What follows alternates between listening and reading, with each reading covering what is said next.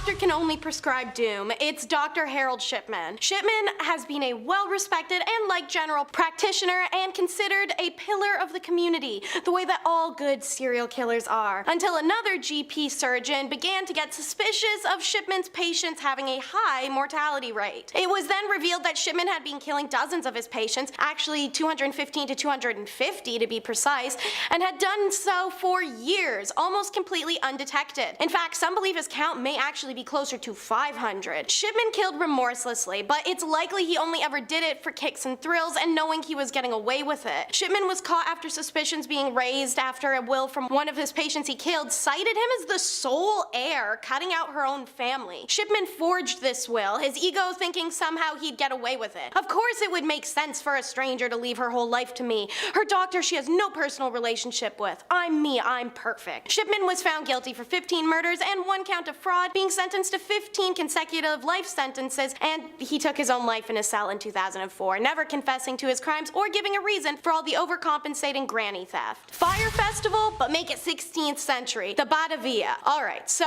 this has some Lord of the Flies energy for sure. The Batavia was a ship bound for the West Indies carrying 341 people, a mix of civilians, soldiers, and working men. So tensions are high from day one. Lot of dudes, not many chicks, no firm leading hand to guide the ship socially, and then wham! Ship crashes on June 4th of 1629. They had managed to rescue some of the provisions from the wreck, including barrels of biscuits and some water, but the commander Pelsat and some crew ditch these 268 other losers and go find fresh water and help, which takes them 33 days to reach. In the meantime, those 33 days on the island are enough for Cornelius to decide to build a weird empire. Firstly, he tricks a party into believing that water could be found on the Seals Island. Upon landing there in their little ship, the group found no water. Cornelius then sends his henchmen to finish them off. Next, he drowned people by sending them out in boats on useless errands where his accomplices would push them overboard. Then, he instructed a group of soldiers under the command of Weeb Hayes to go explore the High Island. Before they left, he confiscated all their arms. He didn't expect them to return. After all, that was the same direction which Pelsat had gone 30-some days ago, and he never came back. Lo and behold, a smoke signal means Hayes did find water, which complicates matters for Cornelius. He was in danger of them warning any approaching rescue ship of his Lord of the Flies actions he'd been doing. He tries to woo Hayes over to the dark side.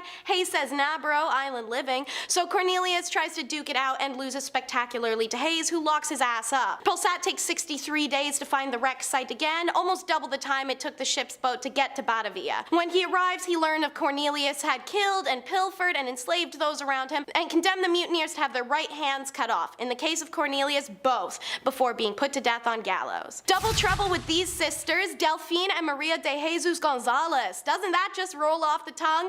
At least a lot better than most prolific murder partnership, which is the title given by the Guinness World of Records in a dubious honor to their horrific 91 known slayings. They shopped from home, pulling victims from the brothel El Rancho de Angel that they ran in Mexico. There's not much information on the Gonzalez family, despite the fact that the sisters were actually caught alongside their 2 other sisters who were seen as accomplices, and that their crimes were committed in the 21st century, where police and scientific progress can provide a lot more detail. The police picked up a woman named Josefina Gutierrez, a procuress, on suspicion of devious behavior in the Guantero area, and during questioning, she implicated the 2 sisters' crimes. Police officers searched the sisters' property and found the bodies of 11 men and 80 women, a total of over 91 people. Investigations revealed the sisters' scheme was that of to recruit women through help wanted ads, though the ads would state the girls would become maids for the 2 sisters, not adult services in a brothel. Many of the girls are force-fed substances once they arrived, and the sisters reportedly killed the girls when they became too ill,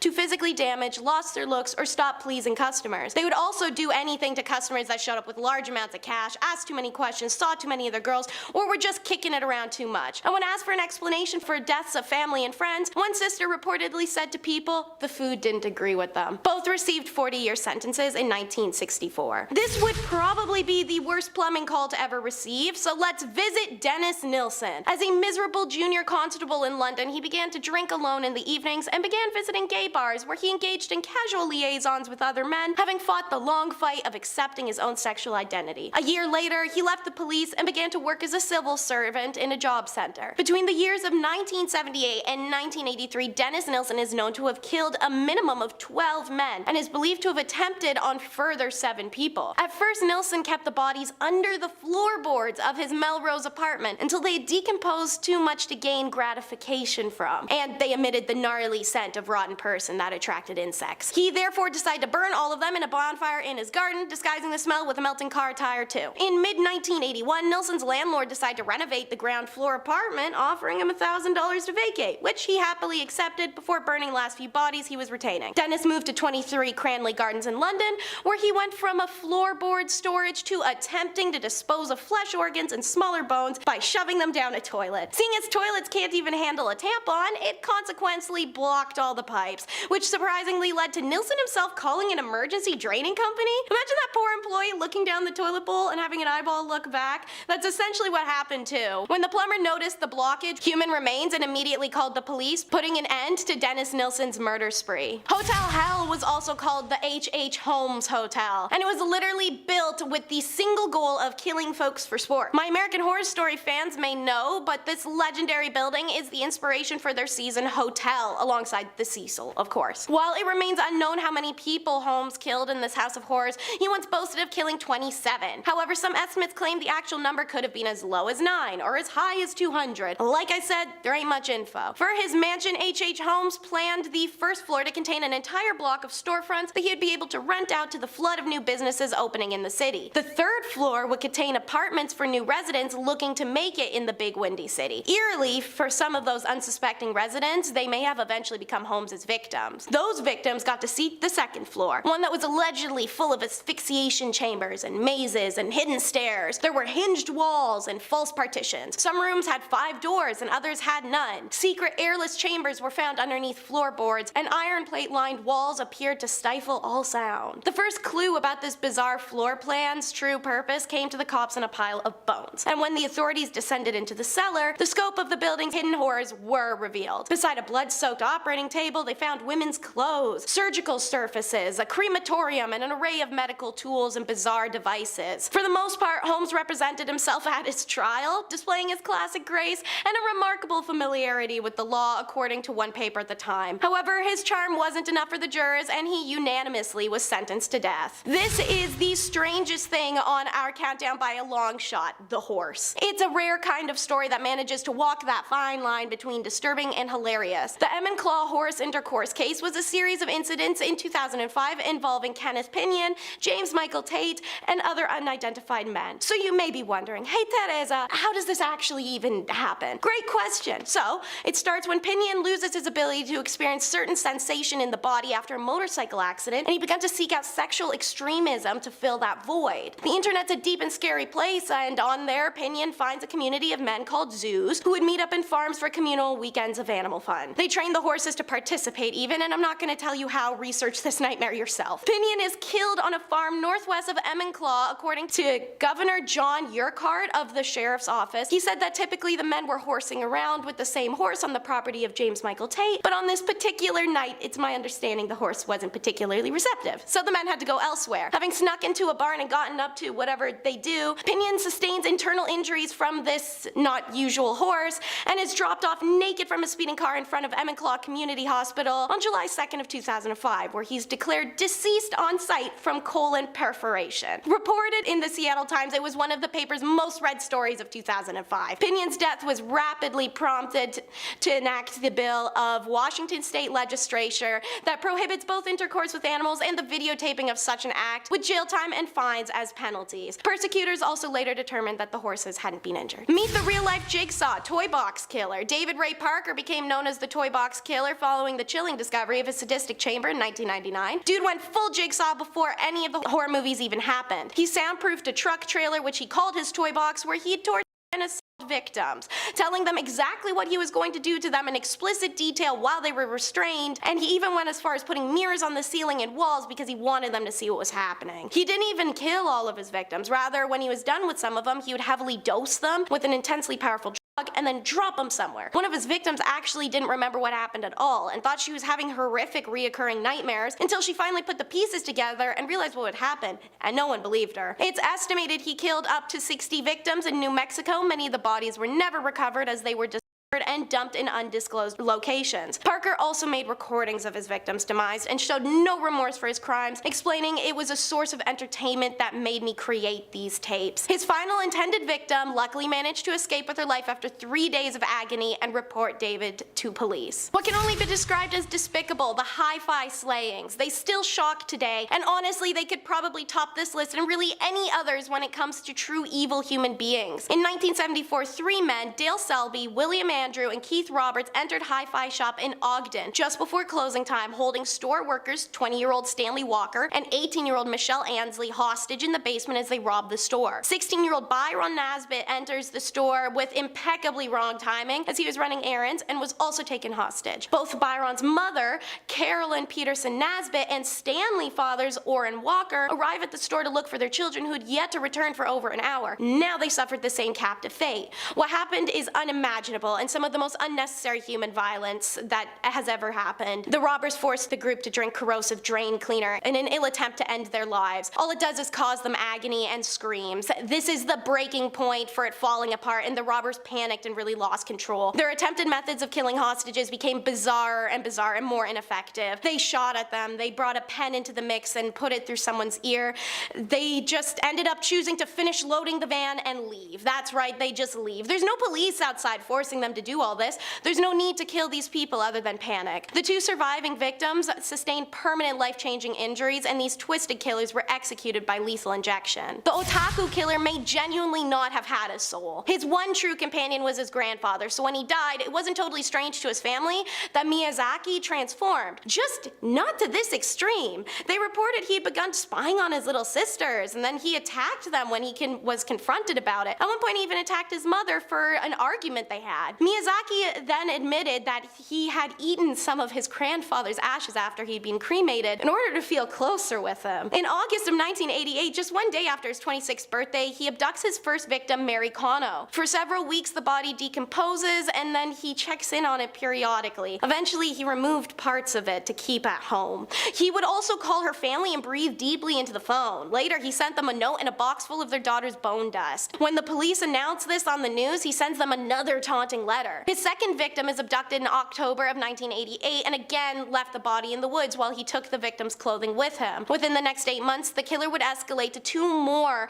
and they would go missing in the same manners. Otaku would drink their blood and sometimes dine on their remains.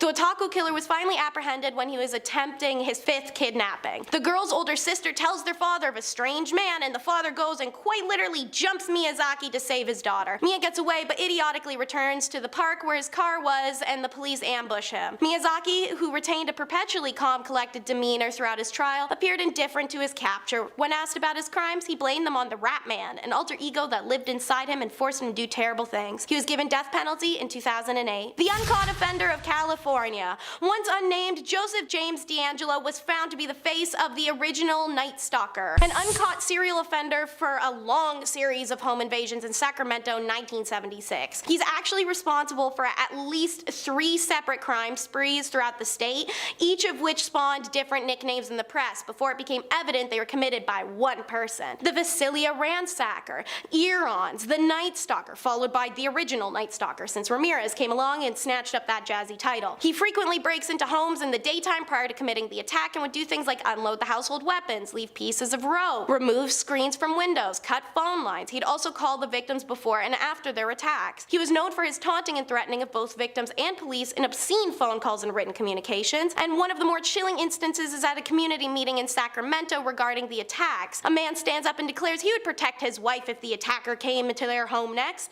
Lo and behold, that couple is victimized next. He was there and must have followed them home. In 1978, he begins attacking all throughout Northern California, and then in 79, he vanishes. In the late 1990s, DNA revealed he moved to Southern California and became a starting December of 79 there. He committed 10 murders and ranged from the Goleta to Dana Point region. On April 24th of 2018, the state of California charged the 72-year-old with 8 counts of first degree based upon DNA evidence. Investigators identified members of D'Angelo's family through forensic genealogy. D'Angelo couldn't be charged with his 1970s essays, but he was charged with the 2018 ones and 13 kidnappings and abduction attempts. Kicking off the list at number 10, 18 years old. Queen Victoria's reign began back in 1837 and lasted until the Queen's death in 1901.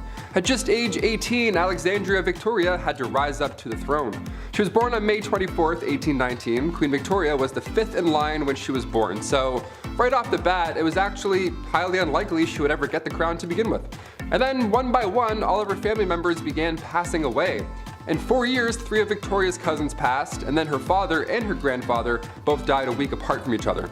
So by the time 1830 rolled around, Victoria was only 11 years old, and already she was next in line for the throne. Number 9. The Kensington System. So as if that wasn't already stressful enough being at that age and already seeing what's happened, Victoria was brought up under the Kensington System, which if you haven't heard of before is pretty awful. Victoria's mother, Duchess Victoria of Kent, created this Kensington system to control her daughter, ideally. She literally isolated the child from playmates or even family members. Her mother did this to keep her pure. Yeah, the system sounds awful. Her mother would monitor her every single action, including who she can see or speak to. Victoria only had 2 playmates growing up entirely. She had her half-sister, Princess Fedora of Lenigan, and the Duchess's attendant, Sir John Conroy, his daughter, Victoria. I mean, I only had 3 friends growing up, but this is just cruel. This is a whole new level. She shared a room with her mother until she was the queen. She literally couldn't walk down the hallway alone without her mother being right there by her side. Victoria has reflected on her childhood, and obviously she hates John Conroy for manipulating her mother. She refers to him as demon incarnate. Number 8. Publicity.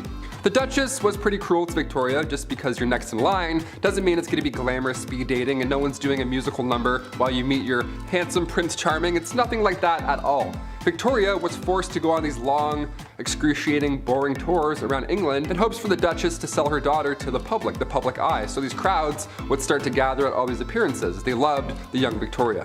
Thing is, during one of these tours, October 1835, Victoria got really sick. She had a bad fever, and the Duchess was using the weak Victoria. She was taking advantage of her. But luckily she got better, and obviously her mother couldn't do anything crazy, but she had her sights set on her while she was sick. That's pretty cruel. That's disgusting. Number 7. Name change. Every year on May 24, we set off fireworks and we have way too many hot dogs. It's the best, right? It's called Victoria Day. It's for sure called Victoria Day, right? There's no question about that. Victoria Day, her day. Well, back in 1819, Victoria was christened in an almost private ceremony. It was small, and Victoria's uncle, Prince Regent, only let a few people come. Her name, as I mentioned earlier, was originally Alexandrina Victoria, and at that time, the name Victoria wasn't regal. It was of French origin, almost an odd name to have at the time, really. So when this throne snuck up to her, she was advised to change her name to something more traditional, but as our calendars tell us, she said, nah, I'm good, I'll keep it. Number 6. Moving out. Queen Victoria had turned 18 right before she was handed the crown. The timing here was key because now this meant Victoria could leave and just do things. Yeah, for once in her damn life, she could leave her mother and John. She moved from Kensington to Buckingham Palace, and after that point, Victoria, of course, didn't speak with John or her mother really ever again. It was just a couple years into Victoria's reign where John's influence started to get limited. He ended up resigning, and then he moved to Italy, and then when she was crowned a year later at Westminster Abbey, Queen Victoria wrote in her diary, "I shall remember this day as the proudest of my life." Queen Victoria was the first royal family member to live at Buckingham Palace. She moved. She was like, I'm gonna go live over there and be the first. I'm gonna start my new thing. I'm never gonna live in a palace. I'm like, that's a good castle, I like it. Driveway's a little long for me. Shoveling would hurt my Canadian back, but otherwise, I like the bricks. Number 5, the bedchamber crisis. May 1839, the bedchamber crisis happened when Whig politician Lord Melbourne resigned as Prime Minister. This is a big deal because it was only a couple years right after Victoria became Queen. So again, timing here was just not ideal. The first Prime Minister, Whig politician, Lord Melbourne, was close with Victoria originally. He actually convinced Victoria to appoint a good amount of her ladies in waiting. So he had power over her, but it was a mutual agreement. It wasn't like, the other power that she had her whole life. They were homies. They were homies, I said in a video about Victoria. So in 1839, when Melbourne resigned, Tory Robert Peel came in to be Prime Minister, and he requested that Victoria dismiss these ladies in waiting and then replace them with Tory ladies. Well, since Victoria was an OG and these were her only real friends if there was such a thing growing up, she said no. So of course she was criticized for such a choice. Prince Albert luckily was able to have some of her ladies resign voluntarily, so things smoothed over eventually, but the Queen honestly never got a break, even on the happiest days, like number 4, her engagement. The life of Queen Victoria wasn't anything like a fairy tale, obviously, as I've said anything so far. So when you think about the royal family, at least when I was younger, I thought being a queen or king was just eating chocolate all day and then you attend galas. Yeah, you just eat yummy foods, wear a crown, look cute, and then go to the ball. No, not quite. That's not really how it's like at all. Victoria had to do everything herself. She even had to propose to Prince Albert. It's royal tradition that nobody shall propose to a reigning monarch, so in October 1839, Victoria had to ask Albert for his hand in marriage.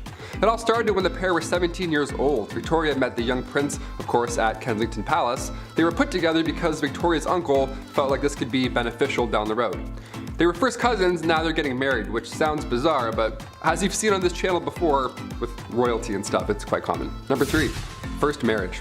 The wedding of Queen Victoria and Prince Albert happened in St. James Palace Chapel on February 10, 1840. This was a big deal because it was the first time a ruling queen was getting married. This hadn't happened in 286 years. The last marriage of a reigning queen was in 1554, and that was Queen Mary I. Queen Victoria had 12 bridesmaids, wore white, had a lovely dress, thing was like 18 feet long, it was gorgeous. But it must have been so overwhelming for the young queen because she was isolated for her entire life, and then all of a sudden what? You're getting married outside at 20 in front of all these crowds? After the wedding, Queen Victoria's head was hurting. It was probably so stressful, but she still had the time of her life. She wrote this in her diary after her wedding. She wrote, "I never spent such an evening. My dearest, dear Albert. His excessive love and affection gave me feelings of heavenly love and happiness I never could have hoped to have felt before. He clasped me in his arms and we kissed each other again and again. His beauty, his sweetness, and gentleness, really, how can I ever be thankful enough to have such a husband? To be called by names of tenderness I've never yet heard used to me before was bliss beyond belief. Oh, this was the happiest day of my life." Yeah, when you're locked up and you have a horrible duchess watching your every move, this day probably sounds like a nice break. A well-deserved break, I'd say. Eat all the cake you can have. Number 2, attacks. Being the queen and all, a security team is always needed. And during her reign, there were multiple attempts to harm the young queen. The first attack was back in 1840. An 18-year-old man named Edward Oxford fired towards the queen's carriage. When Edward was accused of high treason, he was actually found not guilty due to insanity. A couple years later, in 1842, it happened again. This time, 2 men fired at her. In 1849, her carriage was attacked by William Hamilton. In 1850, as the carriage was passing the gates of Buckingham Palace, Robert Pate, a retired soldier, ran up and hit her with his cane. Victoria was okay, luckily, but of course she was shook. And then again in 1842, 1849, and 1872, attempt after attempt after attempt. But at one point, things were creepy and almost worse. Number 1, Boy Jones. If you haven't heard of Boy Jones or anything that happened here at all, I saved it for last because it's very creepy. It's mind-blowing in a horrible way. A teenager stalked the Queen back in 1838 until 1841. His name was Edward Jones. This guy somehow managed to break into Buckingham Palace more than once. Just some Assassin's Creed going on here. Guy just knows a route, I guess. That's so scary. He would break in and he would hide under the Queen's sofa. He would sit on her throne, and one of the worst things ever, he would go through her drawers. Figuratively and literally. Like, he would go and he would steal her clothes until eventually and thankfully the guy got caught. Number 10, Lizzie Borden. Of course, Lizzie Borden is one of the most famous criminals of the American Victorian age. She was never found guilty. Of course, Lizzie Borden is one of the most famous criminals of the Victorian age, but in America. She was never found guilty, but many still believe to this day that she was responsible for the death of both her father, Andrew Borden, and her stepmother, Abby Borden. As folklore rhyme goes, Lizzie Borden took an axe, but if she was the one to have the axe and do the killing, she didn't give anyone 40 whacks necessarily. The most either victim was believed to have been struck was, I believe, at most 17 times. Still though, that's quite a bit. That's definitely overdoing it.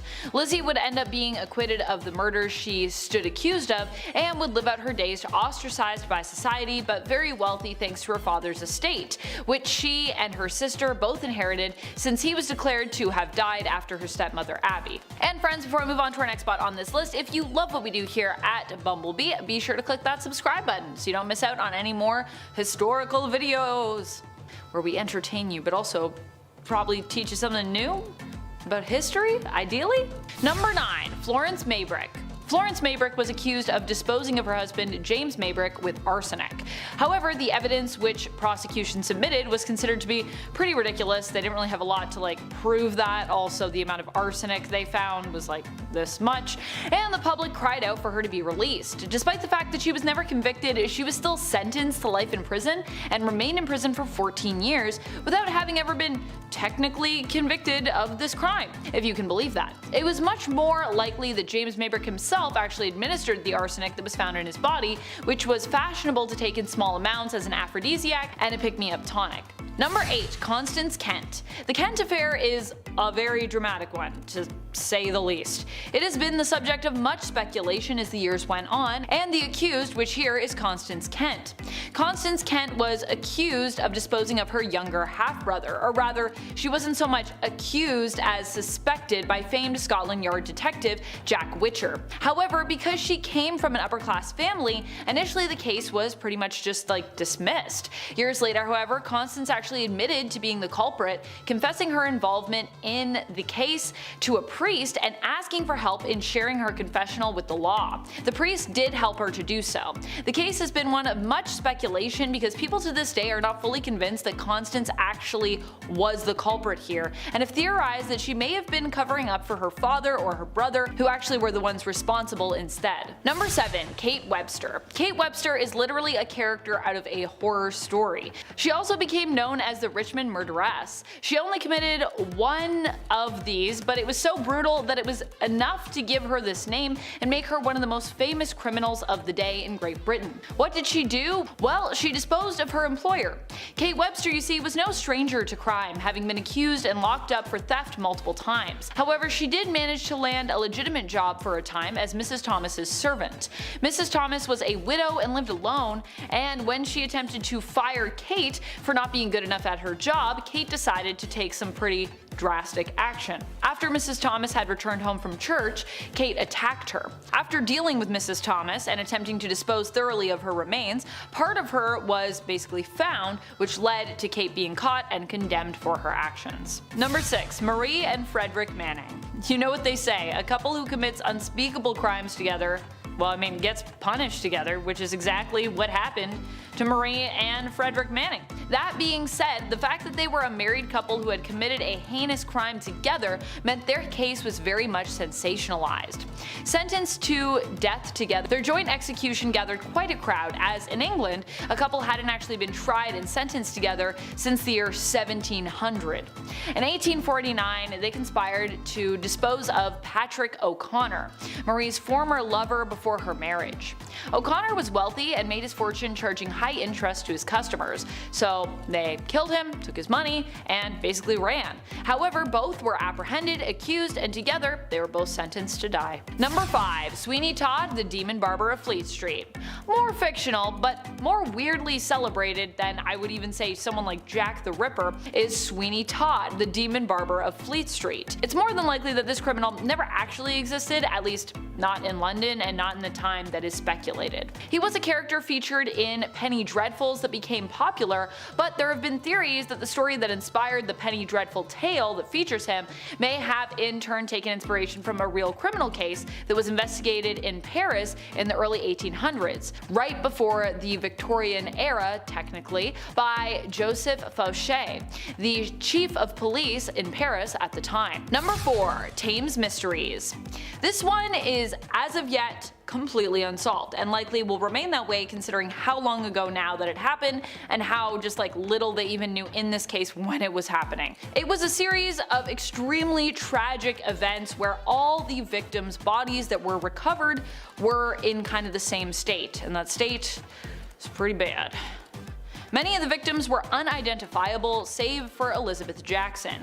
Can't really speak too much about the manner in which the remains of the victims were found, but I can say that many of them were found on the shores of or nearby the River Thames. Hence the name for this series of crimes, which is suspected to this day to be related to one another and possibly were all committed by one and the same person. Although, like I said, we don't know. The fact they all turned up so similarly in state makes me think so though. Number 3. John Johnson. John Johnson has to be one of the most deadly and despicable criminals on our list. Makes my blood curdle just to think about this guy. He is believed to have taken the lives of 300 people during his time. I still cannot believe that he managed to live to 76 years of age. That is far too long to be on this earth for someone who is so vile and seemingly unremorseful. Thankfully today his name has faded with age. If you look up John Johnson, he is not like in the top search results or anything like that, but I'm sure there are still many alive who remember through stories passed on of his reign of terror, and if you really look for him, I'm sure you could still find him. John Johnson ended up serving in the Mexican-American War while still underage. Likely this experience changed him forever, and after he left the military, he went west hoping to strike it big in the gold rush. During this time he developed a personal hatred of the Crow tribe and killed 300 of their people. And the way in which he did this and the trophies he took are both just horrifying. His crimes are basically unspeakable. Like, I literally can't speak them because of the platform, but also, like, if you look it up, you're gonna be like, why did I look this up? That's how I felt. Number 2. Amelia Dyer. Continuing along with that.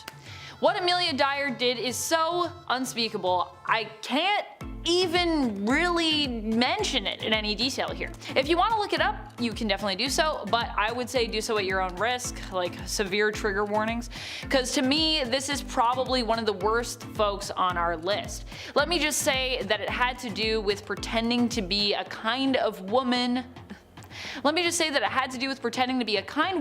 who's willing to take in those who are unwanted, but really not doing that at all. Instead of a place of safety, Amelia simply took money to look after those in her care and then just disposed of them. Truly one of the worst criminals, not just of the Victorian era, but also maybe one of the worst criminals I've ever known of. Number 1. Jack the Ripper. The still unsolved case to this day haunted Victorian London. It's still unknown if the Whitechapel crimes were the doing of one person or of multiple. While there were 11 possible killings that could have been linked, it's believed that only actually 5 of them bear enough similarity to suggest that they were actually committed by the same person. The deaths of Marie Ann Nichols, Annie Chapman, Elizabeth Stride, Catherine Dowse, and Mary Jane Kelly. Either way, they became sensationalized by the press, with the narrative becoming that one man was to blame.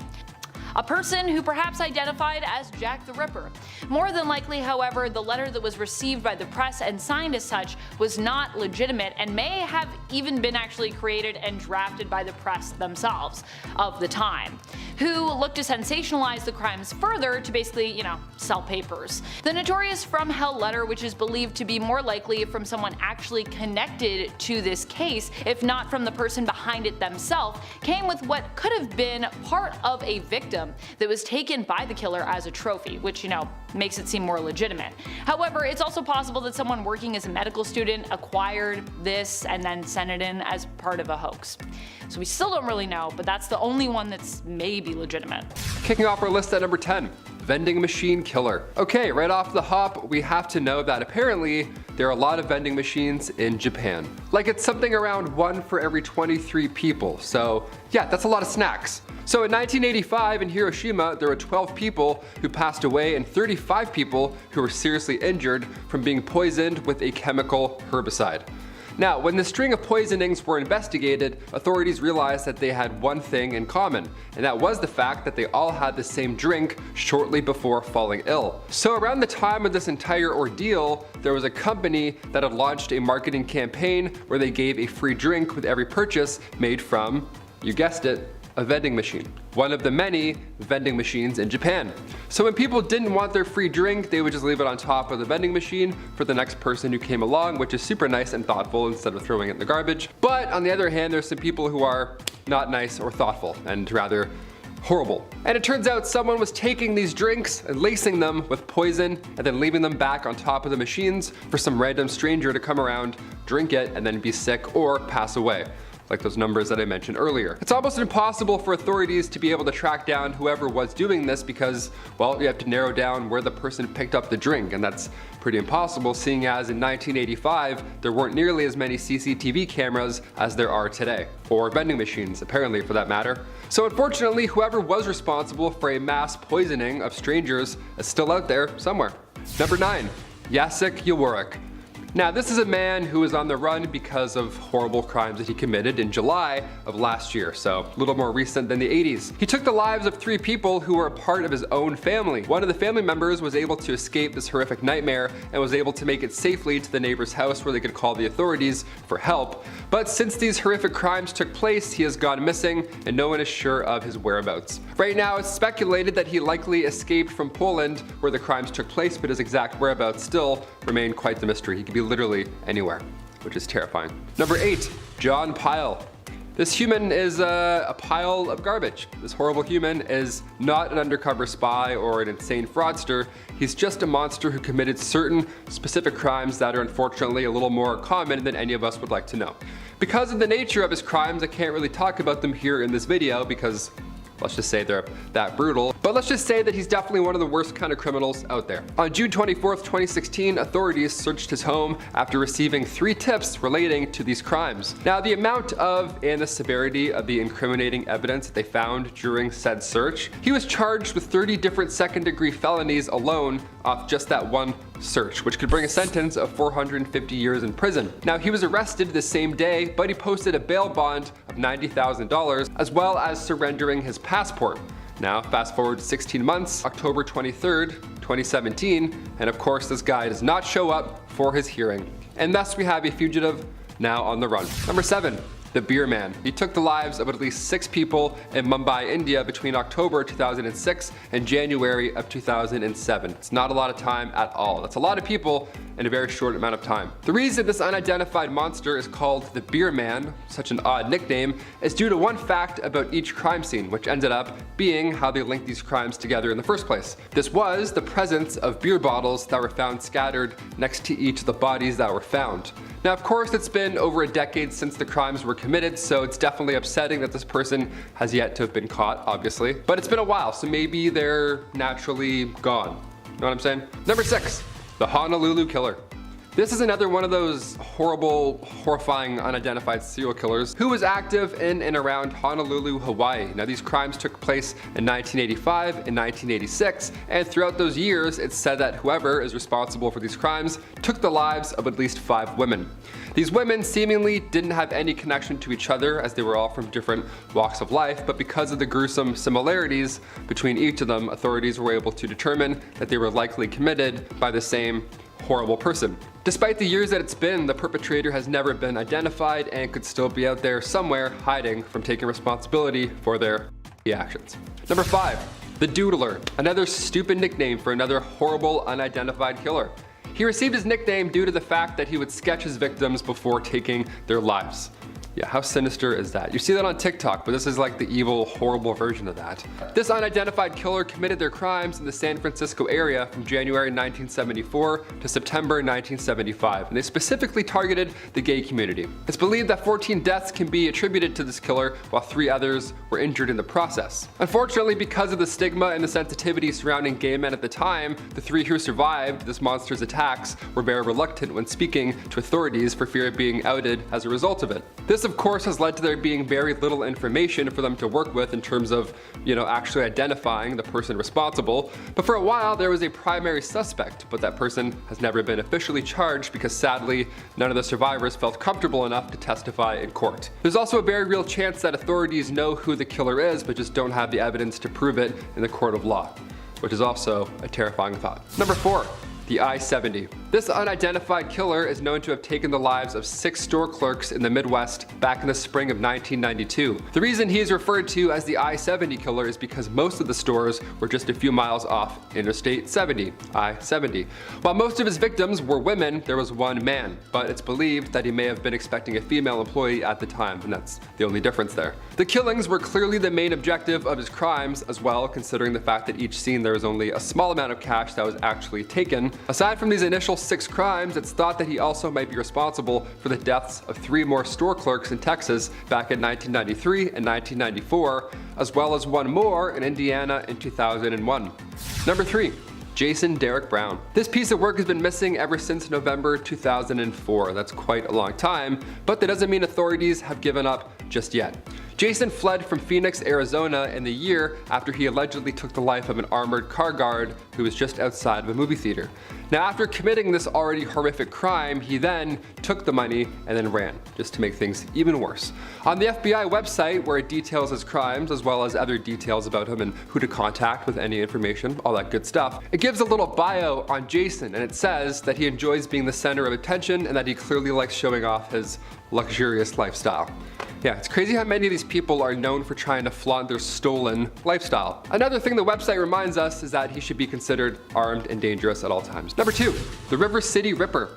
One of the most terrifying things that exists are, of course, serial killers who are still on the loose, especially when you find out that they've been recently active, right? That's the horrible new news that we don't want to hear. Now, this serial killer is wanted in connection to 4 different incidents that occurred in Little Rock, Arkansas, and 3 of which were fatal.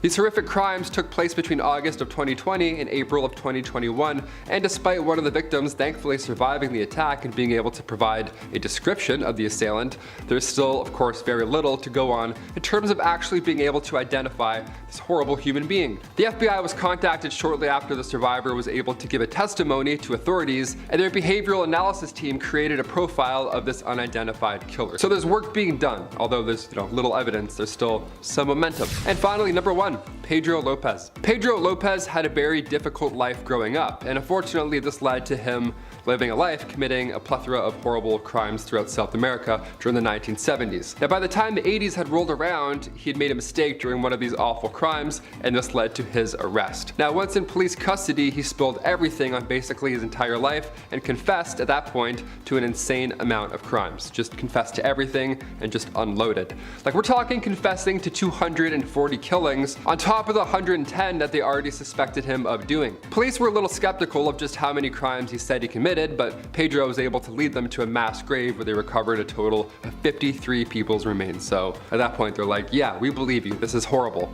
Pedro, of course, went to jail, but get this, he was somehow released in 1994, which is absolutely insane. That's why I had to put him on number 1 here. Starting off this list, in our number 10 spot, we have Belle Gunness. Belle Gunness was a Norwegian-American serial killer who is believed to have killed over 40 people, including her own family, in the late 19th and early 20th centuries. Belle was born in Norway in 1859 and immigrated to the United States in 1881. She settled in Chicago, where she married her first husband and started a family. This was all fine and well until things soon took quite the turn. Belle began to collect life insurance policies on her family members, and if you're a true crime fan, you likely know where this is going. She went on to eventually kill them in a fire. She then moved to LaPorte, Indiana, where she purchased a farm and continued to lure wealthy suitors to her property just to kill them for their money and assets. She was known for her physical strength and was able to bury her victims' bodies on her property. Belle's crimes were discovered in 1908 when a fire destroyed her farm and the remains of several of her victims were found. We love when the villain is brought to justice, but unfortunately, that did not happen here. Belle herself was never found, and it is believed that she may have faked her own death and fled the country. In our number 9 spot today, we have Dorothea Puente. You know the saying, don't judge a book by its cover?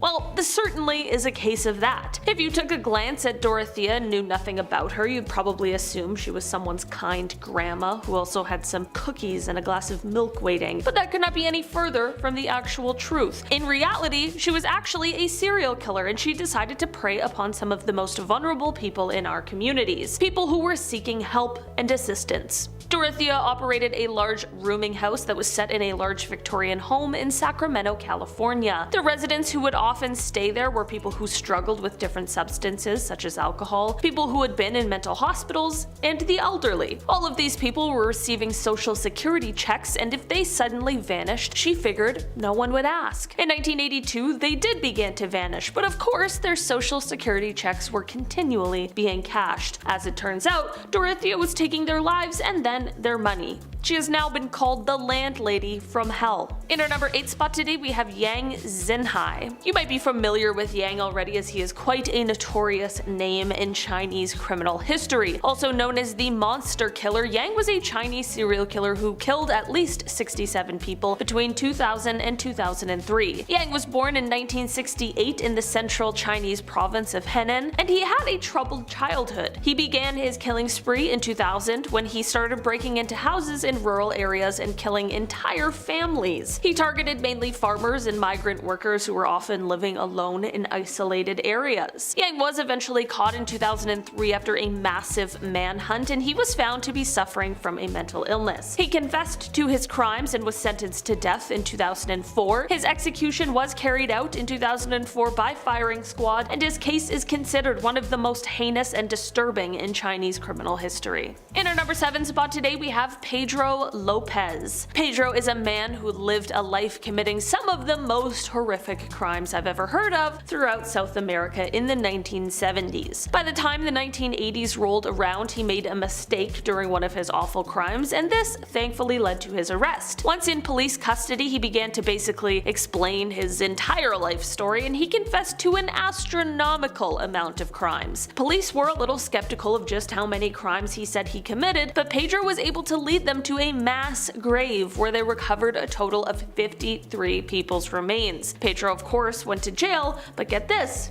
he was somehow released in 1994. I'm like, great. Just before I was born. Nice. He wasn't just sent home straight away and instead was sent to some sort of mental institution for 3 years after, but he was also released from there. So aside from the crimes he committed, are you ready for the worst part? In 2002, he was suspected of being the perpetrator of a new crime, but no one has been able to find him since 1998. Yeah, he just disappeared. That's awesome. Love it. In our number 6 spot today, we have another Pedro Rodrigues Filho. Also known as the Pedrino Matador, he is a Brazilian serial killer who is believed to have killed over 70 people, mostly other criminals, in the 1960s and 1970s. He did have quite a difficult childhood, as his father was a notorious criminal who actually, really sadly, harmed and killed his mother, so this of course had a profound influence on Pedro and his life. This experience is believed to have contributed to his violent behavior later in his life, and Pedro began his crime spree at a super young age, starting with a horrific crime when he killed the vice mayor of his town, who he believed was responsible for the death of his girlfriend. He continued to kill other criminals, often targeting those who had previously wronged him or his family. Pedro was arrested in 1973 and was eventually convicted of killing 71 people. He is currently serving a prison sentence in Brazil and is known for his outspoken and very unrepentant attitude towards his crimes. While I'm sure we can all feel sympathy for the things Pedro experienced in life, it truly is no excuse for the things that he chose to do. In our number 5 spot today, we have Lavina Fisher. You may have heard Lavina's name before, and that is because she made American history when she became the first female serial killer in the United States. Wow, what a title. Sure, her parents were proud. Lavina, along with her husband John, were accused of luring travelers into their inn in Charleston, South Carolina during the 19th century and then killing them so that they could take their belongings. The couple were known for their hospitality, and many unsuspecting travelers fell victim to their deadly scheme as a result. Some stories even suggest that they had a trap door in one of the guest rooms that led to a pit where they would dump all of the bodies of their victims. Despite the numerous accusations and suspicions surrounding the Fishers, they were never formally charged with the killing. However, they were eventually caught and convicted for highway robbery and sentenced to hang. In our number 4 spot today, we have Arthur Shawcross.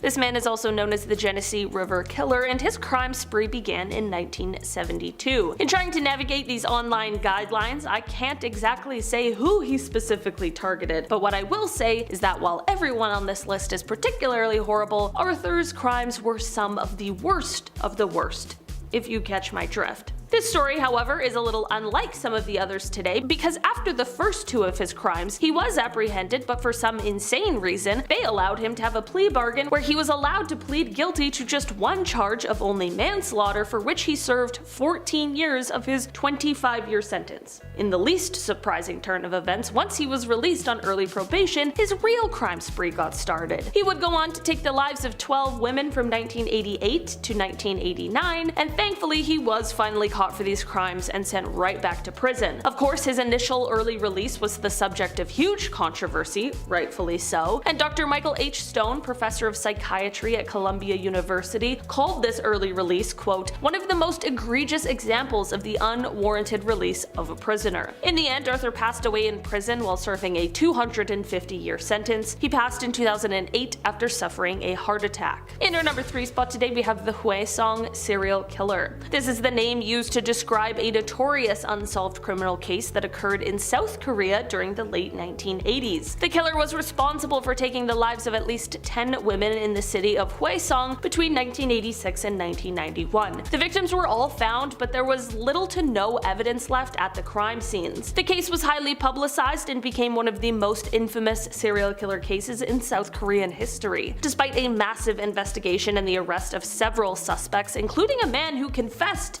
to the crimes, DNA evidence ultimately exonerated all of them. The case remains unsolved to this day, with many theories and speculations surrounding the identity of the killer. The Hwaesong serial killer case sparked significant changes in the way South Korea approaches criminal investigations, though, including the establishment of a national DNA database and the implementation of more advanced forensic techniques. In our number 2 spot today, we have Franklin Dwayne Alex. Franklin is a man who had quite an insane crime spree that lasted for about 6 months in the 1990s. Although short, it was anything but sweet. The spree started off in August of 1997 in Houston, Texas, and over the course of this spree, Franklin took the lives of at least 3 people. He committed robberies, he harmed people, he attempted to take more lives where thankfully the people survived, he kidnapped people. Literally any serious crime he could commit during those 6 months, he was doing it. In the end, Franklin was caught and put on trial for his crime spree, and he received a sentence of death, which was carried out on March 30th, 2010. Finally, in our number 1 spot today, we have Dale Hausner and Samuel Dietman. Known as the serial shooters, the crimes these guys committed are definitely on the list of fears I have, which I'm pretty sure spawned from a Criminal Minds episode. These two were actively committing these crimes between May of 2005 and August of 2006, and basically they were arsonists who would randomly set fire to objects, but they would also drive around and commit random drive-by shootings.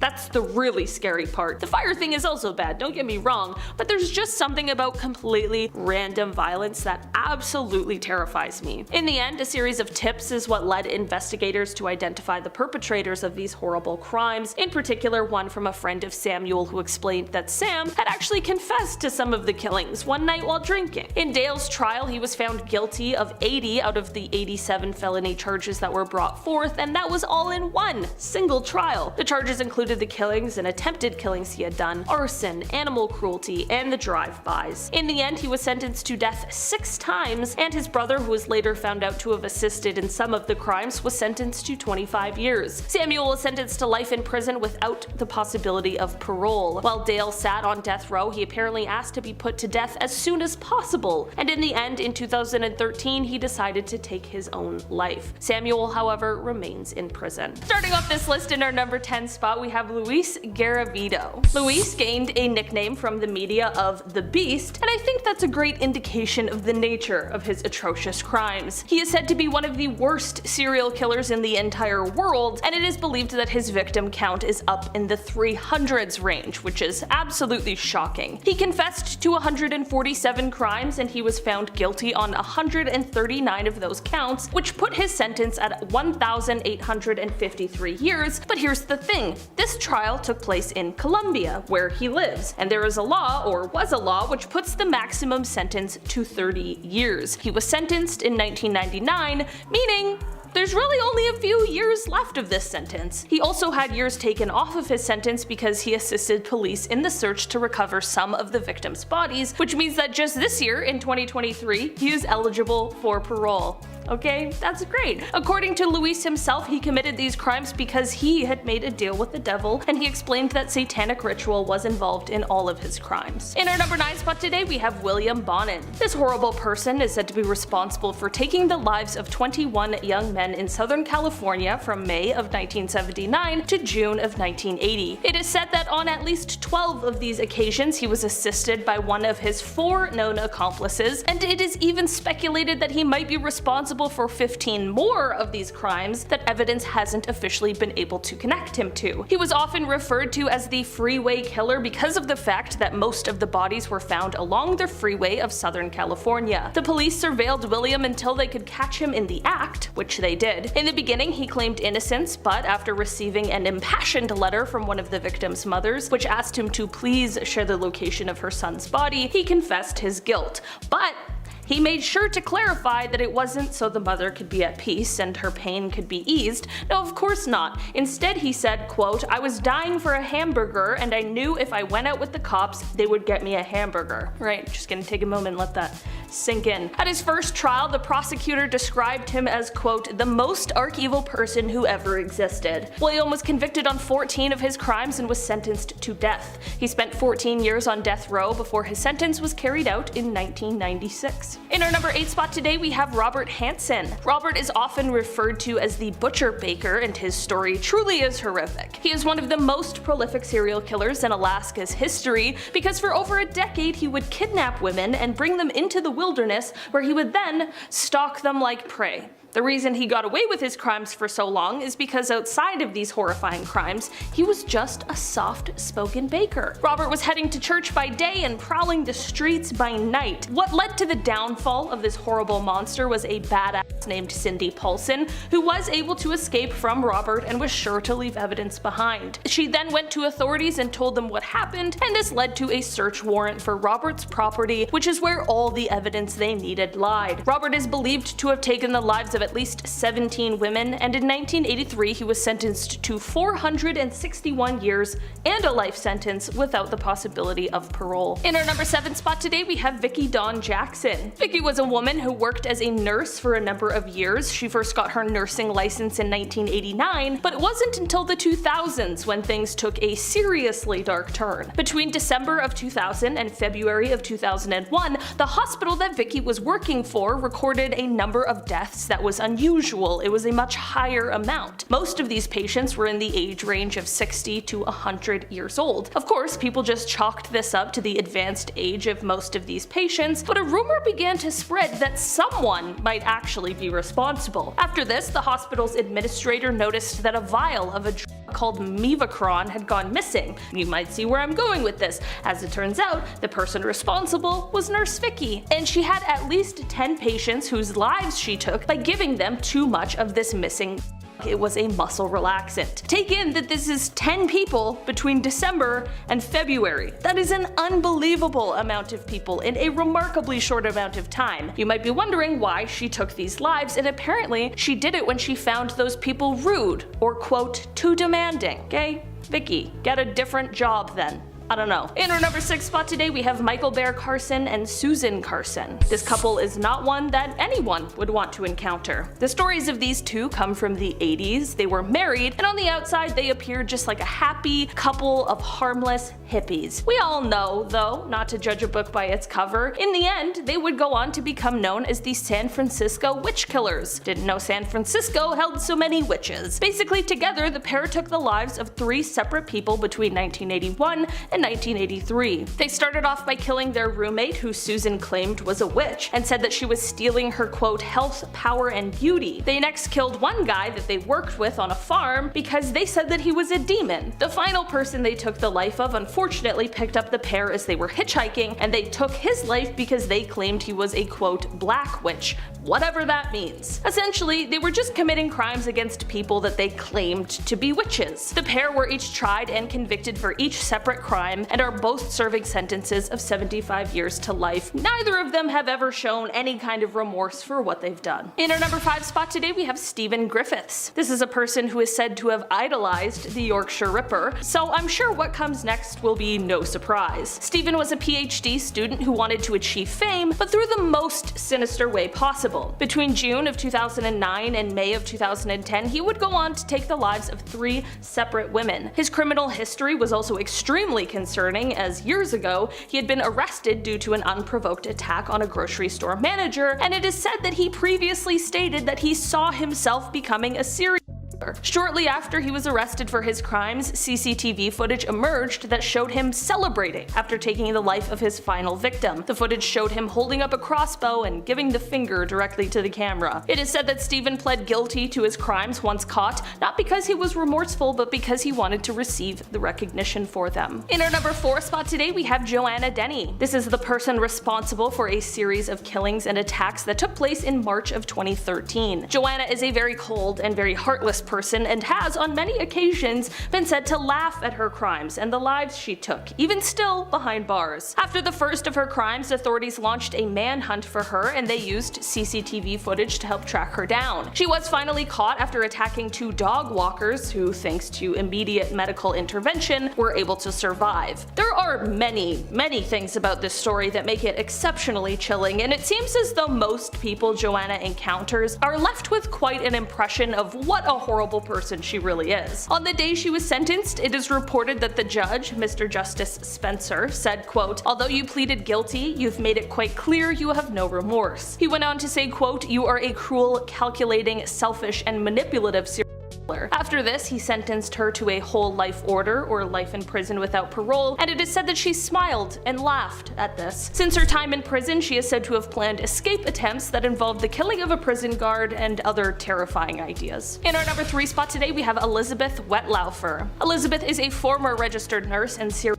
who is responsible for taking the lives of 8 and attempting to take the lives of another 6 senior citizens who were under her care. With a total of 14 victims that either passed away or were harmed by her actions, she is now one of the worst serial killers Canada has ever seen. And not to mention how she was doing these things to vulnerable people that she was supposed to have devoted her life to taking care of. Her first victim who passed away was James Silcox, who was 84 in 2007 and was a World War II veteran. She committed her crimes by injecting insulin into her patients. In September of 2016, Liz ended up entering herself into a drug rehabilitation program at the Center for Addiction and Mental Health, which is located here in Toronto. It was here that she ended up confessing to her horrific crimes. Of course, the staff at the hospital notified the proper authorities, and she was subsequently arrested, and she gave police a 2-hour confession. She admitted to knowing what she did was wrong, but she also just said that she had urges she couldn't control. She stated that, quote, "God or the devil or whatever wanted me to do it." In the end, she was sentenced to life in prison, but because of the way that the Canadian system works, she will at some point be eligible for parole, and hopefully denied. Alright? In our number 2 spot today we have Kevin Davis. The story behind this killer is truly one of the most disturbing things I have ever heard in my entire life. Kevin Davis was 18 years old when he took the life of his own mother. It seems as though there was some sort of conversation beforehand that had made him upset, which of course is never a good enough reason to do something like this, but there are details about this crime I wish that I could just unlearn. In an interview with police, he gives them an extremely detailed account of basically everything that happened and seems to show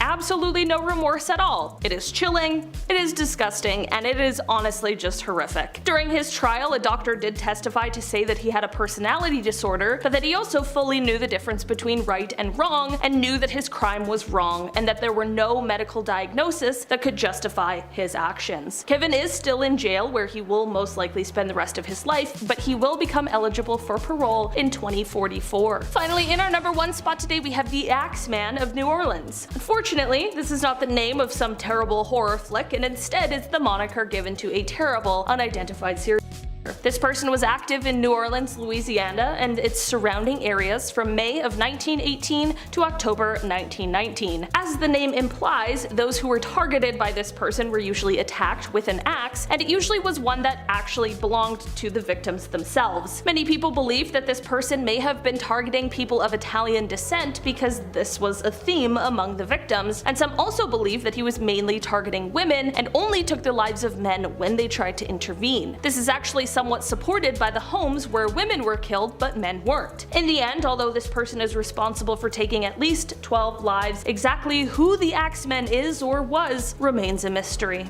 Number 10. Cassie Chadwick. Also a Canadian. How could she? I'm upset right off the bat. Cassie went to the United States to pull this one off. If Canadians want any fame, they always go to the States. Even if it's fame for being a con artist. They're like, yeah, you gotta go south, bro. Gotta go to Hollywood, man. Just get out of here. I'm like, no. That's so stupid. She went to the States to convince everybody that she was the daughter of Andrew Carnegie. This was back in the early 1900s, so yeah, it worked. She convinced Cleveland banks to hand out $5 million in securities. Now keep in mind, that's a lot more than $5 million now, so sweet. Also, this was a time where women could not get bank loans in general, ever, so this was an impossible task times 2. Is it wrong of me to say I'm kind of impressed? Cassie passed away at age 50 in 1907 in the Columbus Penitentiary. Yeah, she got caught, but she got away with it for a bit, so you know. Number 9. Donald Pugh. Okay, this is the craziest thing I've ever heard. Donald Pugh was suspected of arson and vandalism. So police in Ohio put a photo out of his face, of course, and they asked locals to step in and help get this man off the streets.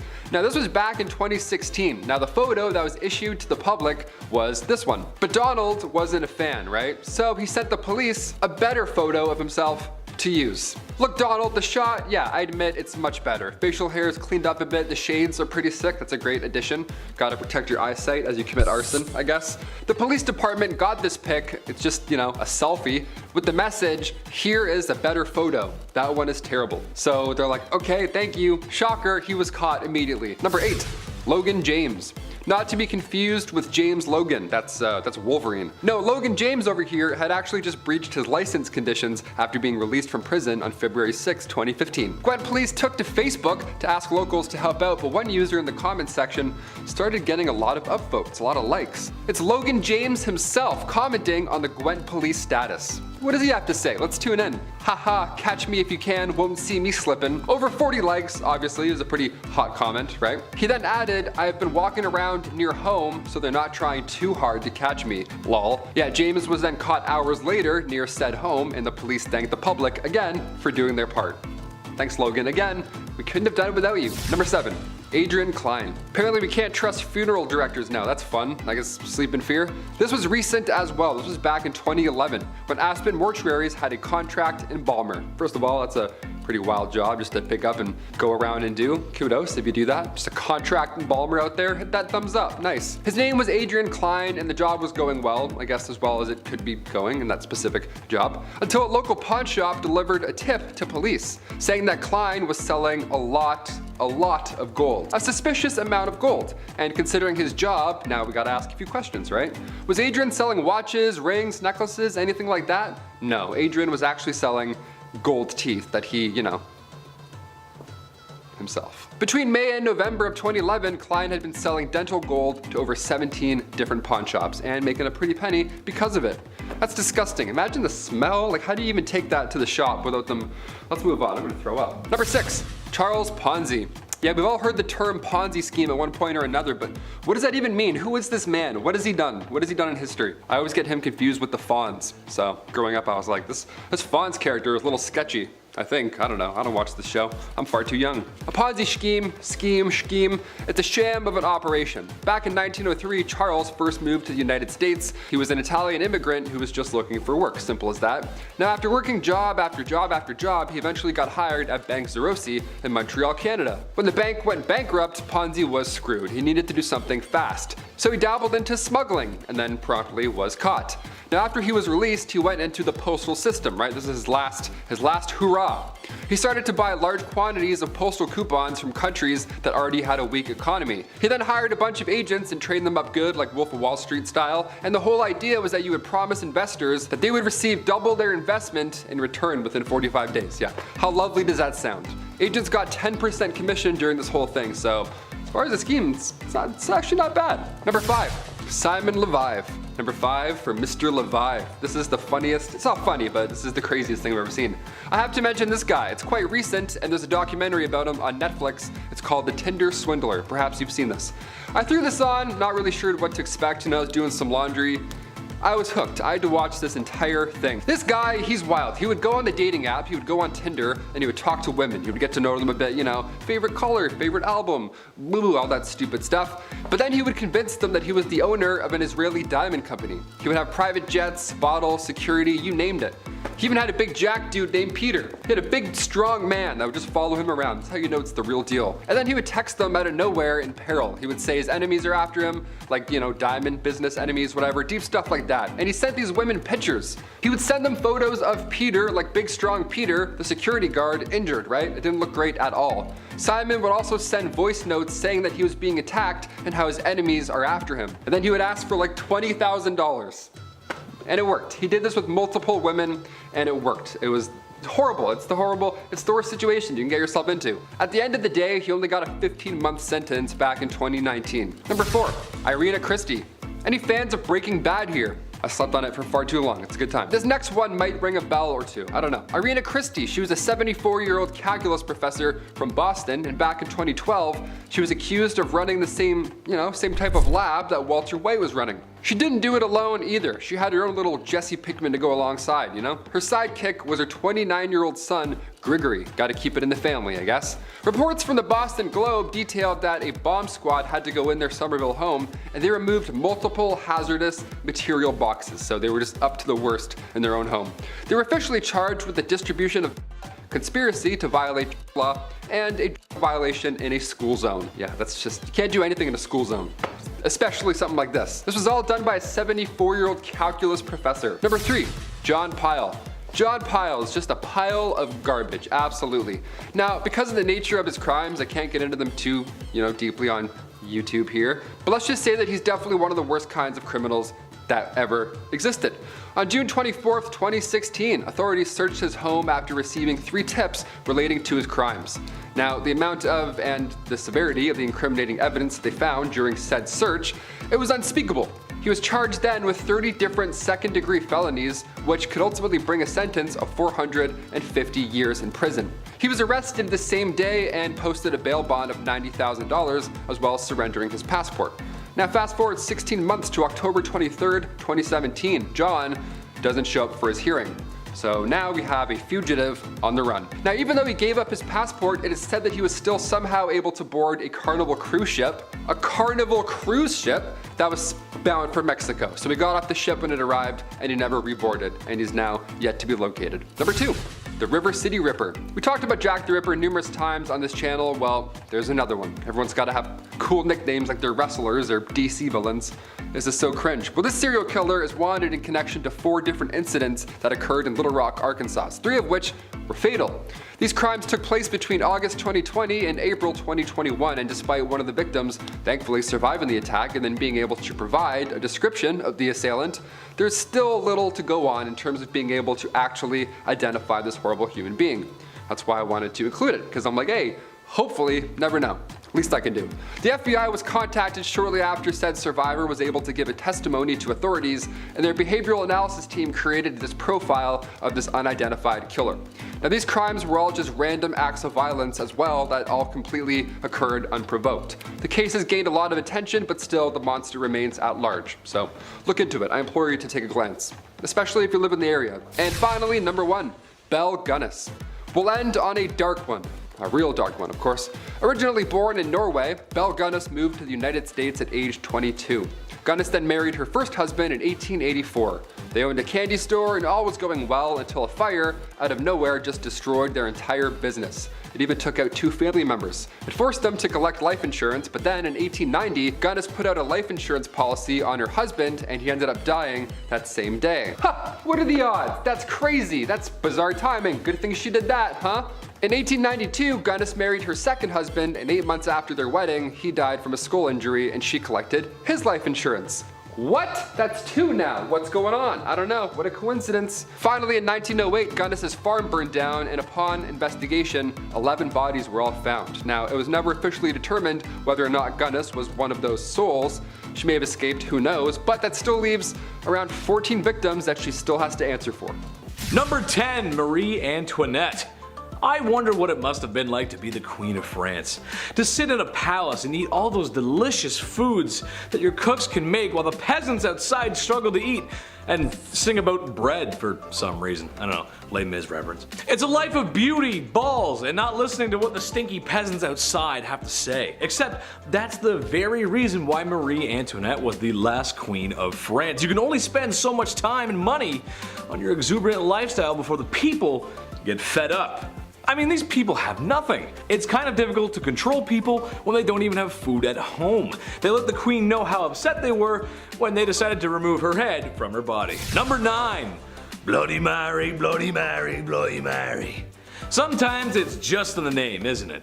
Like Mario, you know that he's an Italian plumber. Or Luigi, you can tell that that's an Italian plumber's brother. And King DDD, King of the DDDs or something. I don't know. Okay, maybe the names don't always give it away, but Bloody Mary does.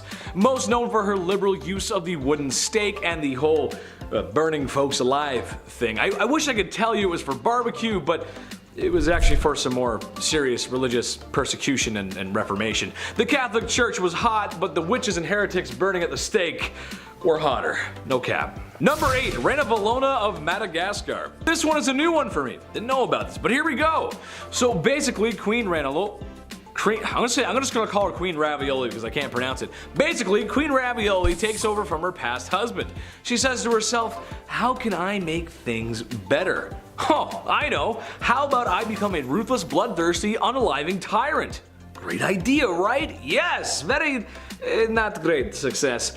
Yes, unfortunately she did many heinous things. Something I found out to be particularly interesting, however, was her destroying the many good things her husband had set up before her. Madagascar had some European intervention, and while it's true that a lot of times that is a bad thing, and yeah, it's a bad thing, and it does bring some bad stuff with it, however, it also brings a lot of good things with it. In Madagascar's case, it was markets, modern schools, trade, and diplomacy with Europe, and that's good. Money's good, you like that. Well, the Queen wasn't having any of that, so she reformed. And by that I mean she repressed and unalived people. Number 7, Empress Irene. Kings, queens, emperors, and empresses. Chances are these folks are related. It's a family thing. E mia familia, you know what I mean? It's how it goes when you're the king, and you need a son to continue the lineage. Even though I would like to argue that if you're gone, you're gone. So who really cares who's taken over? Just my opinion. Speaking of eye gouging, oh wait, I didn't mention that before. I made a segue, but okay, that's alright, bad segue. Well, the topic of discussion here is Empress Irene. Basically, her son was taking too much power for himself. She was losing hers, and yada yada, and his eyes were gouged out from 2 guards ordered by his dear, sweet mother. Can you blame her though? I mean, come on, he was threatening her rule. She worked so hard to get there. The chief was just silent on this one. Chief had no words for that one, guys. No words. Number 6, Fu Hao. Another woman in history married to a man in the stinky patriarchy. Worst! Except Fu Hao didn't want to be wife 57 of 64. She wanted more than that. And to be honest, I think that's fair. You go, girl. Who wants to be wife 57 of 64? Maybe some people in Utah, I don't know. What's maybe slightly more unholy than having that many wives is going on an epic military campaign and raging war in the Shang dynasty. A warrior queen, if you will. We know some of this history based on her tomb, as she was buried with ceremonial weapons, knives, blades, swords, some dogs, some human sacrifices, gold, money, jade, and lots of other valuable goodies. Just makes you want to loot all the stuff in there, doesn't it? I mean, jade's pretty cool. This was a common practice amongst male warriors back then, but you know what? Good for her and all that unaliving. Way to go, sister. I like it. Very nice. Okay. Number 5, Tamiris.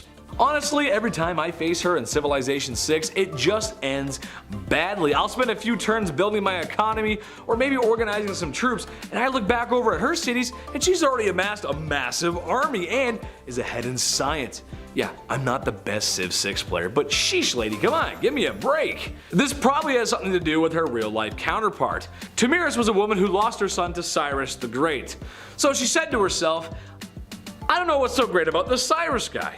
There's a Trailer Park Boys reference in there somewhere. Just imagine Ricky telling Cyrus off. I don't know, you gotta find it. Basically, after losing her son, she gathered the troops and commenced battle.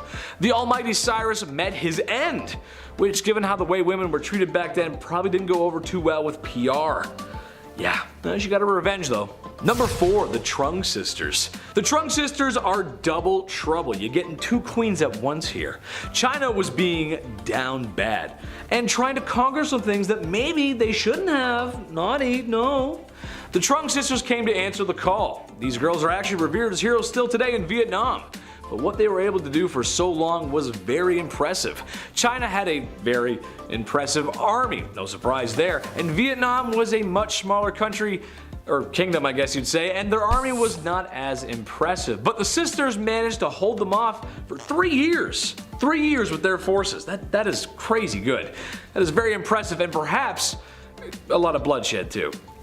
Sadly, the sisters waded off into the waters before they could be captured, because after that long fighting, I wouldn't want to be captured either. Number 3, Grace O'Malley. Avast, ye landlubbers, ye be looking for Grace O'Malley. Well then ye come to the right place, sir. Thank you, thank you. That is my private impression. I will be here all week.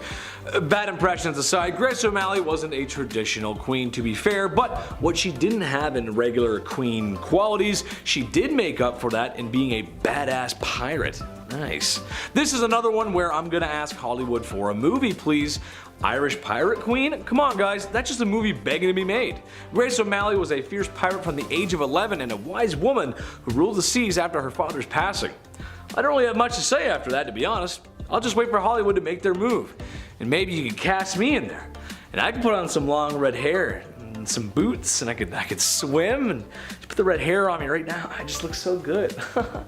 Number 2, Queen Victoria. Okay, hear me out on this one. This one has more to do with their lineage per se than her, but it's her somewhat to blame. Okay, so Tsar Nicholas II of Russia, King George V of Britain, and Wilhelm Kaiser II of Germany were all first cousins. Their grandma was Queen Victoria. What? I know, right? Isn't that weird? Yeah, it's weird. Imagine how crazy your bloodline has to be for that. And, you know, the fact that during World War I, all 3 of these cousins were at war with each other. I mean, that's just insane. I mean, families fight, sure, but come on, man. Get the mustard gas off the table, bro. Come on. That's cheap. Just don't. Number 1, my mom.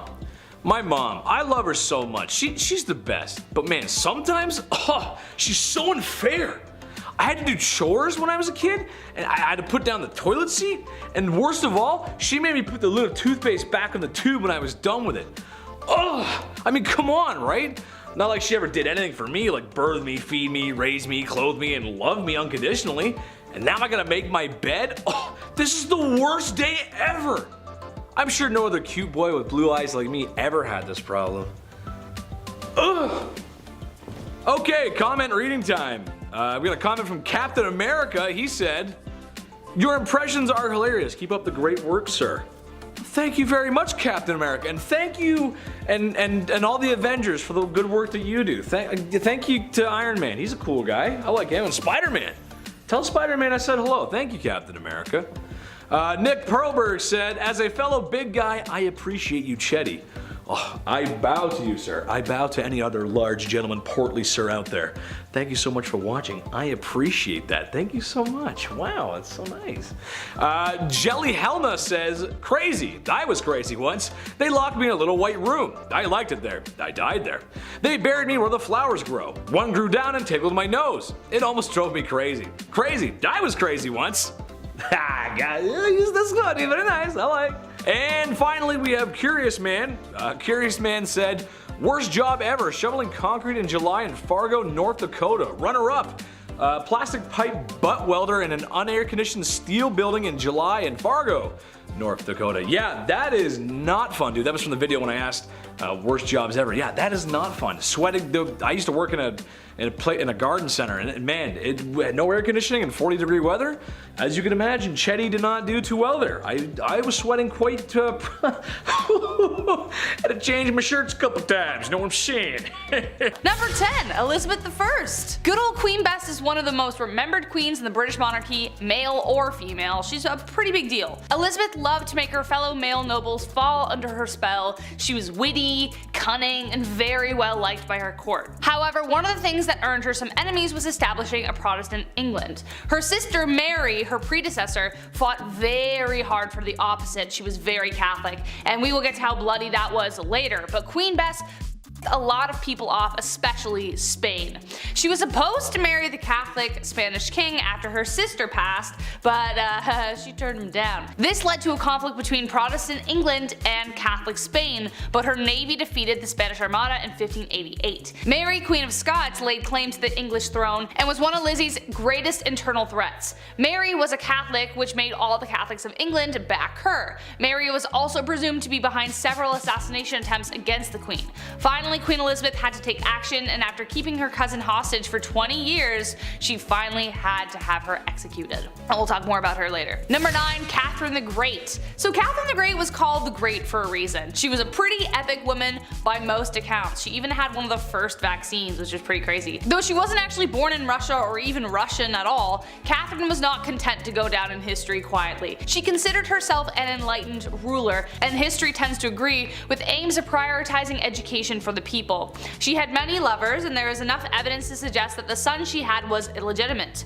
Peter III of Russia was hardly the man Catherine intended on marrying, and later planned a coup against him, which resulted in her position of power. However, the coup did turn bloody when on July 17th, Peter died under mysterious circumstances. There isn't proof that she was directly involved or even knew about it, but it cast a dark shadow over her reign for the rest of the time. Number 8, Grace O'Malley. We've got enough traditional royalty on this list that we definitely need to spice it up. Enter Grace O'Malley, the Pirate Queen of Ireland. Pirate Queen! What a title. Definitely considered unholy behavior, Grace abandoned the traditions of women of the time and fled to the sea. There, she took on the waves and perils of Davy Jones' locker with a legendary ferocity.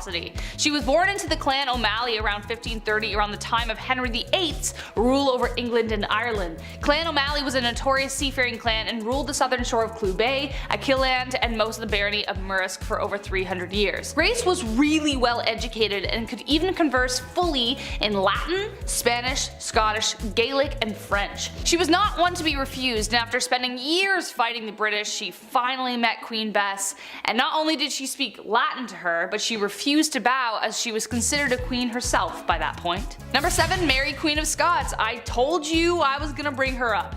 A name you will recognize, as I've already mentioned her before, but in terms of who the villain in that story is, it depends on which side you're telling the story on. Mary's story is full of tragedy, romance, betrayal, loss, and heartbreak. Unlike Lizzie, Mary was a dedicated Catholic and spent the entirety of her reign trying to gather the Catholics against Elizabeth. She had a series of marriages and relationships that led to tragedy every which way she went. Her first husband, the Dauphin of France, died shortly after their marriage. Her second husband she loved until he became a drunkard, and then she just started running things. But he was mysteriously unalived while she was 6 months pregnant. He was inside a building that exploded, but his body landed outside, and it turned out he was strangled. So what happened there? She would later give birth to 2 stillborn sons, but she would have sons later on. She would have a son who would inherit the throne after Elizabeth's death, but it was due to Mary's plotting and scheming that eventually ended her in death. So she did actually plot to kill Elizabeth. So that's a pretty unholy deed, I would say. Number 6, Princess Olga of Kiev. Okay, wow, this woman. One saint you definitely don't want to mess with. Despite being a saint, Princess Olga of Kiev was actually pretty sinful. She was one of the most vicious and vengeful rulers in the history of Kievan Rus, which would later become Russia, Ukraine, and Belarus. Olga took center stage after her husband died and made sure she would never be forgotten. Her husband died in a very gruesome way by the enemies that we're going to talk about in a second. When the people who viciously unalived her husband tried to persuade her to marry their leader, they sent 20 men. Olga told them to wait in their boats, had her men dig a ditch in the meantime, and the next morning buried the men alive. She then lied and told the king she would accept his offer if he sent his best company to retrieve her. He didn't know about all that stuff yet. When they got there, she locked them in a bathhouse and torched it. But it didn't stop there. Olga didn't stop there, that's not her style. She would later host a steak dinner with her enemies in which they were staked. Very Vlad the Impaler, I know. Then she set whole villages on fire by attaching sulfur to pigeons, and then it was just crazy. Damn, like hell has no fury like a woman scorned, let me tell you. Number 5, Queen Isabella I. The Spanish Inquisition, pretty high up there as far as terrifying points in history go. If you weren't willing to convert to Catholicism, you were tormented, interrogated, and burned at the stake. Who was behind this awful time in history? This lady, Queen Isabella I. Technically, as she was fighting for a holy order for the Catholic Church, this can be seen as holy, but was it? Burning people at the stake because they didn't share this belief? Not cool, Isabel. She created a secular government through her reign which allowed for the monarchy to have more power. Being a pious Catholic, she made Catholicism the official religion and created a tribunal to make this happen. Secret service or a secret police that spread fear wherever they went. Her direct influence caused the Jewish population to falter for a really long time after. Number 4, Fridegund of Soissons. Okay, I maybe said that wrong, so I apologize. Kind of impressed with her rise to power. She went from slave attendant to queen. How do you bridge that gap? No idea. Boy was she ferocious. Assassination and manipulation were her main political tools. Fridegund was among a small number of enslaved women in the Merovingian household that became a queen. Merovingian was the OG Central Europe before everything got split up. She survived political dangers and retained her husband's loyalty and could persuade monks and priests to jump onto her plots with ease. She encouraged her husband, the king, to set aside his first wife and then even take the life of his second. But his second wife, Galswinda, had a sister named Brunhild who became the mortal enemy of Fridegund. She had good reason to be. Fridegund continued to do everything she could to secure her position, one assassination after the next. She was a pretty stormy lady. Number 3, Bathory. Okay. Alright, technically not a queen, I get it, but she might as well have been with the power that she had. So fight me. She's remembered as the most evil woman in the world in history, I think. I don't know. That's my opinion. Bathory was the stuff of nightmares. Elizabeth Bathory was born on August 7, 1560 into a prominent Hungarian noble family, making her practically untouchable. She married a very famous war hero who is suspected of gifting Bloody Lizzie with the skills she used to kill.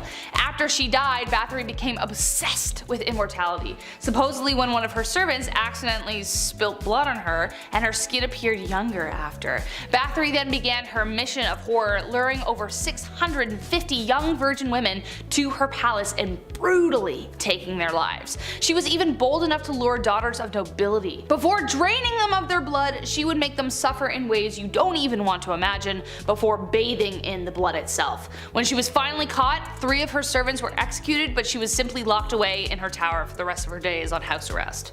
Ugh. Number 2, Catherine de Medici, also known as the Serpent Queen. History colors her story as the tale of the evil queen. On one hand, she is remembered for being one of the most powerful French queens in history, and then on the other, she was blamed for the many atrocities that took place during her reign.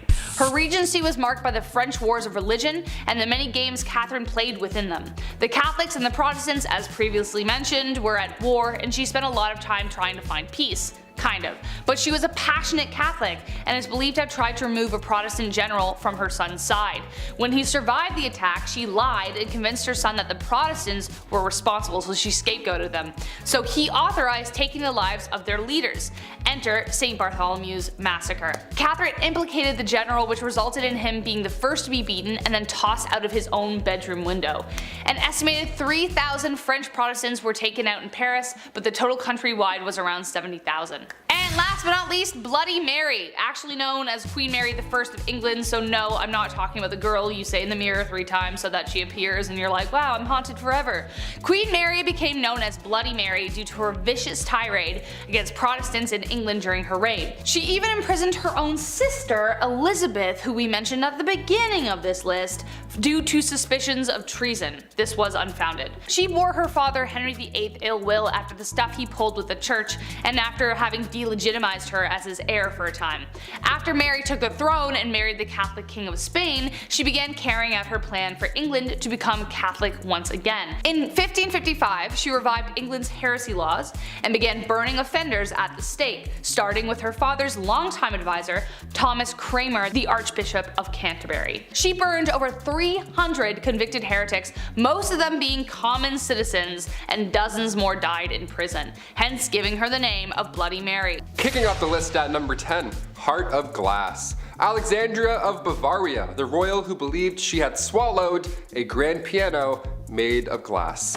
I'm not joking, yeah, she was a princess, so not technically a queen, but this is so insane that I had to kick off this list with it. The 23-year-old Bavarian princess was quite the scholar. She was known to enjoy literature, but she equally put energy into convincing those around her that she'd swallowed a piano made entirely of glass when she was a wee child. She grew up afraid that her inner piano would shatter. We have an inner demon, she has an inner piano made of glass. So she would enter rooms slowly and sideways, I'm not kidding, to, avoid cracking that personal piano problem. Just like King Charles VI, he thought he was going to break at any given moment. Saying you were made of glass was quite an uncommon delusion. The victims were more often than not royalty. They had glass, they watched this fancy material shatter in their hands all the time. No wonder, it probably scared them. There's actually a play on this glass delusion. It's called The Glass Piano by Alex Sobler. Quite recent too, apparently it's a blast. Check it out if you have the chance. We love that. Keep writing plays about glass pianos. This is insane. At number 9, Rosemary's Baby. Back in the days of old, it was very important to the monarchy to have a male heir. Many kings throughout history have been known to get very upset when they weren't given a son to inherit the throne, and they put a lot of pressure on their wives to give them a boy. Why? I don't know. Boys kinda stuck. Anyway, this probably drove a lot of people crazy, but there is at least one confirmed case of crazy baby fever from Maria Eleonora. She kept trying to have a baby, but when she finally got pregnant, everyone was hoping for a boy. Unfortunately, the odds weren't in her favor and she gave birth to a little girl instead. People knew that Maria would get absolutely triggered upon learning of her baby's gender, so they kept it a secret from her as long as they could, but eventually they had to tell her and Maria was pissed. She really went looking for that receipt to return that baby and get a refund or at least a store credit. When she found out the baby was a girl, the queen reacted by saying, quote, "Instead of a son, I am given a daughter, dark and ugly with a great nose and black eyes. Take her from me, I will not have such a monster." End quote. Like damn, tell her how you really feel. After that, mysterious things started happening to this baby, like a wooden beam mysteriously falling into the baby's crib and somehow accidentally falling down the stairs. Even the nurse once dropped the poor kid onto the stone floor. Like, I get it, you're disappointed, but that's still your kid, and a lot of people aren't given that privilege, so be grateful for your spawn. Number 8, dirty talk. Going back to the 15th century to Queen Isabella of Spain, now it's not uncommon for queens to brag, be it about their wealth, status, their mans, you name it. But to brag that you've only bathed twice in your life, that's a bit odd. What's the deal with this? Okay, well back in 537 AD, Rome had 11 aqueducts that ran over about 1,000 public fountains, okay? Over 900 bathhouses included. It was quite important, but when invading Goths cut them off, the Catholic Church literally had no idea how to fix the problem. So instead, they just told everybody that bathing was a sin only practiced by pagans. So at one point in history, you could have ran a bath, thrown in a bath bomb, relaxed for an hour, got out, and then immediately you're a sinner. Worst of the worst too, how dare you having a bath on Monday afternoon, you monster, you pagan monster. The Old Spice guy would have rocked their world. At number 7, Mother Knows Best. I think after hearing about these queens who've done some dark things to get their way, you would think that it's safe to say you don't mess with a woman and her plight for power. Unless you want to end up 6 feet under, that is. One Roman empress, Julia Agrippina of Rome, was pretty spoiled already. She lived a lavish life, her husband was the emperor, and she had a family. But that just wasn't enough for her, and she wanted it all. Julia was quite ambitious and she spent most of her early life trying to dethrone her predecessors. She believed that she and her son had a claim to the Roman throne by birthright, and so she bamboozled her way into royalty by tricking her uncle Claudius into changing Roman law so that they could get married.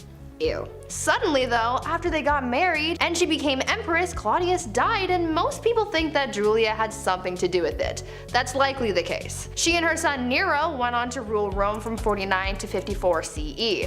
Julia stayed by her son's side for as long as she could so that she could hold on to her power, but eventually Nero got tired of his mother manipulating him and he had her forced out of power. Julia, as you could imagine, was furious because power was the one thing in the world that she desired most, and so she rallied a group of supporters to try and overthrow her son, but the plans backfired and she was expelled instead. Talk about ambition getting the best of you. Number 6. We are family. The last queen of Madagascar, Queen Rana Valona, was one of the worst. She was born in 1788 and she ruled over the kingdom for 33 years. She was so cruel and violent that she would often choose violence first in order to preserve independence over the island. She's known as the most ruthless queen in history. After the death of her husband, she just went mad with that new power. In the late 1700s, her king brought peace to the land, but of course there were traditionalists who opposed him. The king's uncle at one point tried to take him out, but a local warned the king.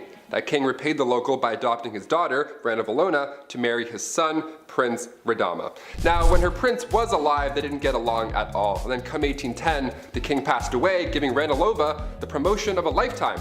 It's also theorized that she poisoned him too, so that's horrible. Ranilova kept away the advances of the French and the British and left bodies of those who tried to attack out for display on the beach. Lovely, like bobbleheads. In 1845, Queen Rana Valona ordered 50,000 subjects to build roads across the jungle for 4 months straight for this massive buffalo hunt. Well, 10,000 of those poor souls died of starvation and exhaustion, and also not one buffalo was hunted, nor seen. Great plan. At number 5, Queen Batman. Batman.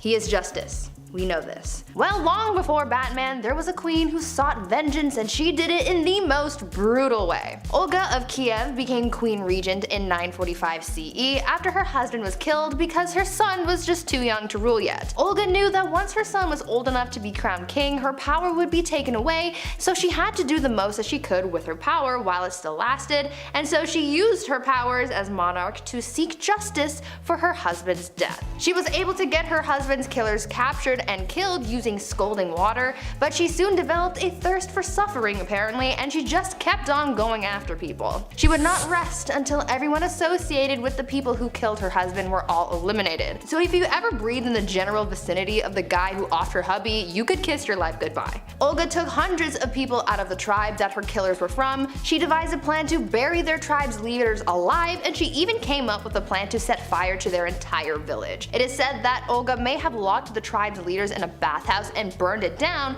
but we don't know for sure. All we know is that she definitely was not okay. Number 4, no crust. This next one, honestly, I stand by. I see no wrong here. Queen Elizabeth II, still rocking to this day. She's been known for a few funny, quirky queen things. Like one of my favorites, for example, she has somebody on payroll who breaks in new shoes for the queen. Every time I buy Vans, my ankle always does that little foot rub. If only I were a queen, damn it. But we're talking about unusual things here, and one of the weirdest things I've ever heard is that the queen has refused crust on her sandwiches. This has been a no-go for about 150 years. It's not recent at all. You might be thinking, oh, maybe she's old, she can't chew her jawbones. Nope. Way back. This goes way back for no reason. Right around the time of Queen Victoria and her husband Albert. They viewed anything square-shaped as bad luck because it looked like a coffin. I've never thought about death while eating grilled cheese, but now I definitely will. Thank you. This must be a pretty scary job, cutting the crust off the queen's bread. My hands would be shaking the entire time. Also, diagonal or down the middle? Let us know. There's only one right answer. At number 3, Evil Empress. This next empress is pretty similar to Olga of Kiev, whom I talked about earlier. Empress Wu Zetian also had a thirst for blood and suffering, but not towards people who have necessarily wronged her. You see, when she came into power, she was determined to keep that power by any means necessary, so she had all of her rivals killed. So anyone who could possibly overthrow her or come for her seat on the throne was eliminated. The empress ordered the execution of the previous empress, as well as members of her own family, including her own newborn daughter. She didn't want to risk anyone taking away her power, including her own offspring apparently. She didn't hold back on the methods of eliminating her rivals either. Yeah, sure, she could have just done a 1-2 stabby stabby and called it a day, but that's no fun. Instead, she had people poisoned, strangled, mutilated, or even burned or boiled alive. good soup. Eventually, she retired from her part-time job of sending people back to their maker and started spending more time with her lovers and getting addicted to aphrodisiacs. People weren't quick to forget about all that bloodshed though, and so to get back at her, they had all of her lovers killed and the Empress was exiled. She got a little too greedy and karma came back with a vengeance. Number 2. Ice Palace. If you're a fan of the film Frozen, this next one is going to get you jazzed right up. Anna Ivanova, the Empress of Russia from 1730 to 1740. Okay, so in celebration over their victory with the Ottoman Empire, Anna gave the order to build an ice house, this massive ice palace. Best place to cool down if you ask me. I'll leave. This ice palace was pretty impressive. If I was there, I would 100% lick the walls. Obviously, someone definitely did, you know that for a fact. 20 meters by 50 meters, and even more impressive, there were ice trees and ice birds sculpted inside. How magical is that? Anna arranged this marriage with a prince and one of her maids. Now they didn't know each other, they were forced to ride an elephant, and all the guests were dressed up like clowns. Yep, that's all valid, that's all accurate. You heard me. You may be thinking, wait a minute Taylor, an ice palace in Russia, was that maybe cold? Yeah, it was an absolute nightmare. Anna made the guest party all night, freezing cold, they all got sick, dressed like clowns. I went to an ice hotel in Quebec once, spoiler alert, it's cold and boring. There, I just saved you $70. You're welcome. And finally at number 1, gladiator games and chill. If you didn't ever have to go to work and you could just lounge around all day, what would you do with your time?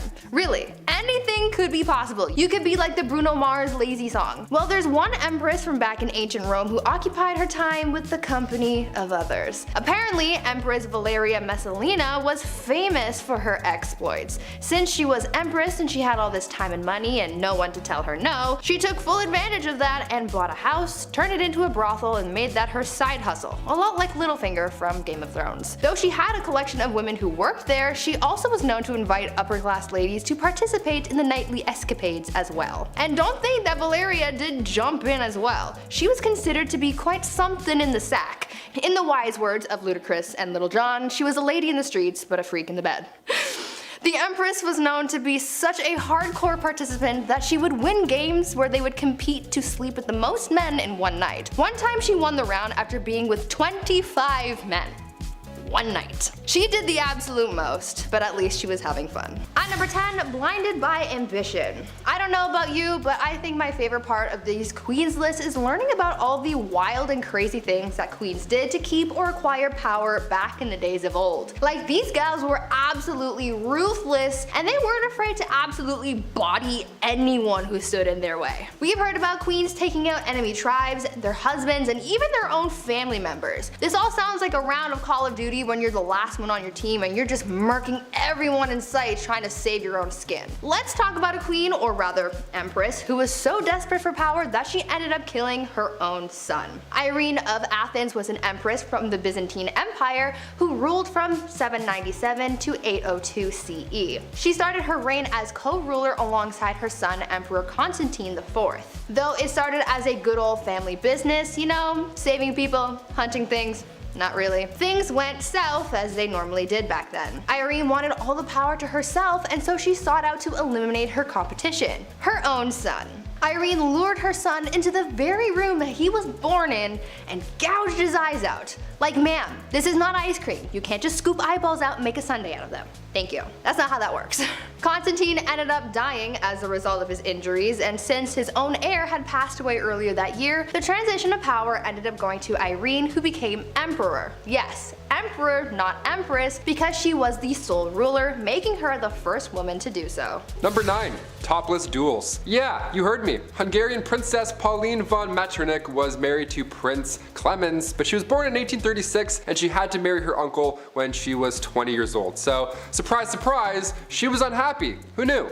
Weird, right? Since the marriage began, her husband was involved in numerous affairs. He liked going after actresses or singers, anyone glamorous or hot or cool. He barely paid any attention to her. That is until, you know, she started to have fun, live a life maybe. Yeah, once she got over this gross prince, she had a great time. She drank, she smoked, she partied, she defied convention, but most notably, her duel in the summer of 1892. She challenged another royal, a countess of the matter, to a duel in nothing but a corset. Now to this day, it's not yet determined who exactly won this duel, this corset poke off, but a princess dueling in the dark after some drinks, that should be a musical, not Frozen. Get out of here. At number 8, no side bays. A bad relationship can really mess you up. Anyone who's been through a bad breakup can tell you that. Not as many people carried that pain with them as much as Catherine de' Medici did back in the day. Her didn't even begin to describe how she felt, and she really embodied the pain that she was feeling after having her heart broken. She basically turned into the type of person that was like, if I'm not happy, no one else is gonna be happy either. Catherine's husband, Henry II of France, had a mistress, and Catherine was well aware of it. They had been having an affair for basically the whole time Catherine was married to Henry, and he loved his mistress more than he ever loved his wife. When Henry was on his deathbed, his final request was to see his mistress one last time, and as a final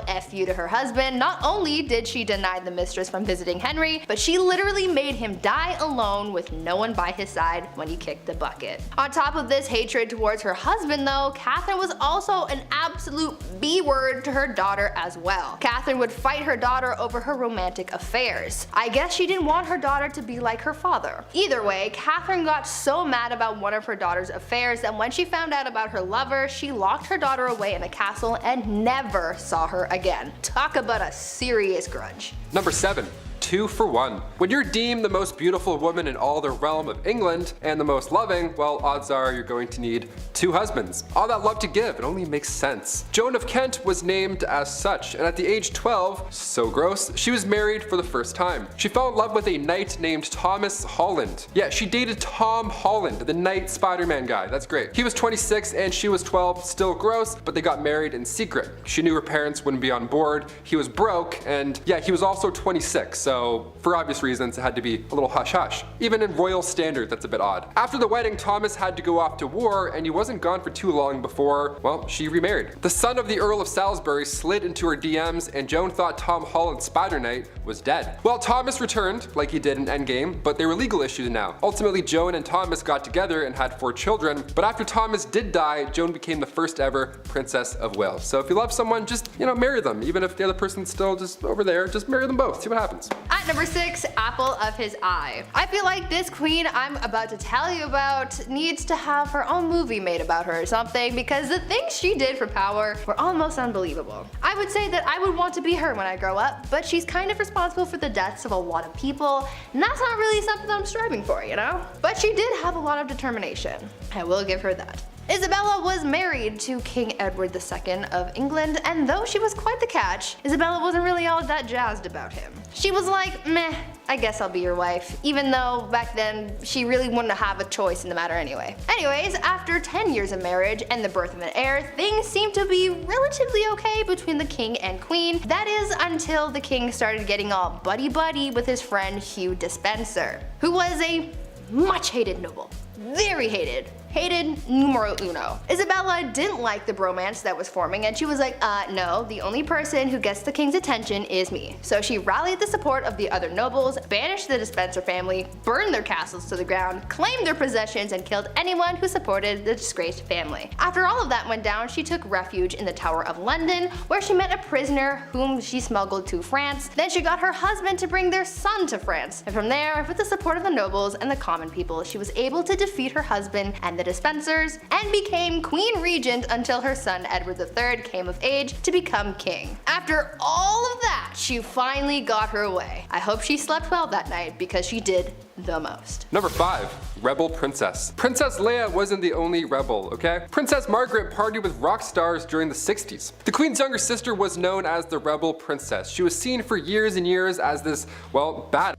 She passed away in 2002, but even to this day we're trying to piece together her love life. Pablo Picasso actually wanted to marry her at one point. How fun is that? Also, side note, I didn't realize how recent Pablo Picasso died. That was alarming to find out. Guess my whole life's a lie. Her wedding was the first to be aired on TV. That's quite a big deal. The first televised royal wedding took place on May 6, 1960. In 1968, just 8 years after, word had spread that the princess had an affair at a nightclub with pianist Robin Douglas Home, who only a year and a half later took his own life. Adds a lot of mystery there. Then come 1973, the paparazzi got photos of her with a landscape gardener on her private island. One of the more unusual facts surrounding Princess Margaret was that she was cremated, believe it or not. She had chosen to break tradition so that her ashes could be shared in the same tomb as her father. How sweet is that? These acts are unusual when it comes to royalty, but Margaret also supported more than 80 charity organizations. But even then, media still focused on her love life. Classic. Keep it up. At number 4, Warrior Queen. Let's talk about Queen Rani Lakshmi Bai and how she became known as India's Joan of Arc. Rani was a fighter her whole life. She was raised to be a warrior and was taught how to fight. She even shared her skills with other women, teaching them the same fighting skills at a young age. She was married off to a much older man and she had a child, but she lost them both pretty early on. In need of an heir, she adopted a son and served as Queen Regent, but soon a growing conflict started, causing a lot of tension between the British East Indian Company and her people. The young queen, at just 22 years old, wanted to drive British forces out of her land, and so she organized a revolt that turned bloody very quickly. She ordered the execution of literally every British person in the region. So Bobby from down the street, dead. Mary from around the block, goner. Freddie and Harriet, the kids of that guy that you know who bought shoes off your brother, bye bye. Gone. Rani killed every man, woman, and child in the area. But it still wasn't enough to win against the British. The queen died on the battlefield and the British ended up winning the battle and the kingdom fell to the enemy forces. This queen was one of the bravest and most determined women in history, and she's still remembered as a hero. Number 3, Chilonis. The reason we look at princesses like Margaret and say she was a rebel is because most of the time these marriages are chosen. Well, rather, women are forced to marry some gross fat dudes. And while he's cheating and eating lobster, the wife has to have his kids and be dutiful. So for the Spartan princess from the 3rd century, she too was forced to marry Cleonymus, this older, horrible man. He was so horrible that he wasn't even allowed to have his father's throne. That's how bad he was. He was in the family and still they're like, no. So Chilonis thought, this guy sucks, the system sucks, I'm gonna go talk to the much more pleasant Architatus, son of King Ares I. Around 272 BC, both these guys, both her lovers, went to war with each other. Drama. How about the tea on that? Chilonis was preparing to hang herself in case her husband won. That's horrible. Now luckily he lost, therefore the princess this time around did really live happily ever after with her other man. That's like an R-rated version of Shrek 2, what I just said. I can't believe people had to go through this in real life. That's horrible. At number 2, toxic cosmetics. The price of beauty is pretty steep. These days people spend hundreds and hundreds of dollars on makeup to make themselves feel beautiful, but back in the day makeup not only cost a pretty penny, but it also cost some serious health concerns. Cosmetics were made of a lot of questionable ingredients that you probably wouldn't find in today's products, but for people like Queen Elizabeth I, she didn't care what she was putting on her skin so long as she not only looked like a snack, but the whole damn meal. Yeah. Elizabeth had pitting in her skin from when she contracted smallpox at the age of 29, and back then, having blemished skin was a sign that God was a little cheesed with you, or that you were having some wild thoughts like thinking about the sexy time ooh. It was thought that these thoughts bubbled up from your no-no square up to your face and showed everyone that you were sinning. Anyways, to cover up the blemishes, Elizabeth wore a lot of makeup, like her version of foundation, but the ingredients were really just making things worse and not better. The foundation was made with a tincture of white lead ore, vinegar, and sometimes arsenic, hydroxide, and carbonate. To add some color back to her face after applying this pasty white mask, she'd powdered cinnabar to her lips and cheeks, but this was pretty dangerous because it contained mercury. She did this every day, and as you can imagine, it wasn't good for her health at all. Imagine absorbing all of those chemicals through your face on a daily basis. Not cute. And finally, number 1. Are you not entertained? Back in the late 1800s, the name Clara Ward would stir up a conversation. She was famous, really famous, for all the wrong reasons, of course. All it took was her bumping into a European royal and Bob's your uncle. Since birth, Clara was born into money. She didn't even need a royal husband. She was born into a wealthy industrialist family. She would sometimes visit the family mills, you know, to make it look good and kind of be like, hey, how's everyone doing? Whatever, just casual visit. But on this one casual visit, she crossed paths with the Prince of Caraman-Chimay. He was there for trade, but when he left, he brought back a wife. Carry on. Also, meet my wife. Here she is. People were freaking out, obviously. A royal marrying a common American girl. Wow, how could you? She was the talk of the town. Unlike Meghan Markle, Clara loved to show off with her newfound wealth. Some loved her and her image, but others not so much. The marriage only lasted 6 years. Clara eloped with a Hungarian musician. Then after her divorce, she had to model to make a living rather than showing off for clout. At number 10, kleptomania. If you were a queen, then you would think that you had enough money to just buy whatever your little heart heart desired. Though that may be true, there was at least one famous queen who just straight up stole things just because she could. Queen Mary, Queen Elizabeth's grandmother, was quite the kleptomaniac, and no matter how hard people tried to avoid having their things stolen by her, it just never worked. When the queen would visit someone's house, she would walk around looking at whatever knickknacks you had lying around, and when she found something that she liked, she would stand there and just sigh super loudly to get someone's attention. Much like how my dog used to sigh dramatically when he wanted food. Anyways, usually when someone heard the sigh, they knew that this was a sign that the queen wanted whatever she was gazing upon. Sometimes the homeowner would just give whatever it was to the queen as a gift. But if it was something that they weren't willing to part with, then she would either try to buy it off them or just straight up take it when no one was looking. This became such a big problem that people started hiding their prized possessions before hosting the queen in their home, but she eventually caught on to this strategy, so she just started showing up uninvited. She could not rest until she owned pretty much everything in the kingdom. Number 9. No time to dine. If I'm eating, don't acknowledge me as a human being. I sound like a pug when I eat, okay? I don't waste any time. I love food, okay? It's business. Now, if you're a queen and you eat fast, well, everybody else has to eat fast as well. This began back in Queen Victoria's time. The queen loved to feast and she didn't waste any time at all. Like, it's really fast. The way the royal family works is that when the queen is done that course or that meal, you're also done. So when Queen Victoria would smash an entire 7-course meal in 30 minutes, which apparently she could do easily, you'd be blowing on your soup still and Queen Victoria would already be telling everybody to pack it up. That's stressful. All because she could eat lots of food in a short amount of time. Also, once the queen gave a toast, you couldn't even speak. Also, once the queen placed her cutlery on the table, regardless of where you were during that course, everybody's plate would then be taken away at the same time. And the next one would then come in. I would just put my food in my pockets, you know, screw it. It's almost like when you go to all-you-can-eat sushi and you have like some sushi left over, you don't want to waste it. You're like, you know what? I'm not paying that bill. At number 8, cross-dressing. Empress Elizabeth was quite the character, I guess you could say. Since she was a monarch, she could do whatever she wanted, and that is exactly what she did. You see, she was quite into fashion, more specifically men's fashion. The Empress believed that she just had legs for days, like Naomi Campbell, and she wanted to show them off to the world, but the only problem with that was the fact that back then, pants were reserved for men, and so since she wore dresses all the time, no one got to see her godly legs. Well, to combat that, Elizabeth came up with a solution. She was known to hold huge parties where everyone had to cross-dress. She only did this so that it would give her an excuse to wear pants. And I mean, she could have if she just wanted to wear them on a regular day, but she didn't want to be the only woman in men's clothing, so she made everyone else dress up too. At these parties, no one looked good or really enjoyed themselves for that matter. Women complained that the men's clothing they wore to these parties were unflattering, and the men were just all over the place because they didn't know how to maneuver a hoop skirt. The only person really having a fun time was Empress Elizabeth, but I guess that was really the whole point. Number 7, check on the dead. Funerals are pretty expensive, especially a royal one at that. It takes a lot of power to dig up and then carry these massive caskets around, which back in the day was even more exhausting.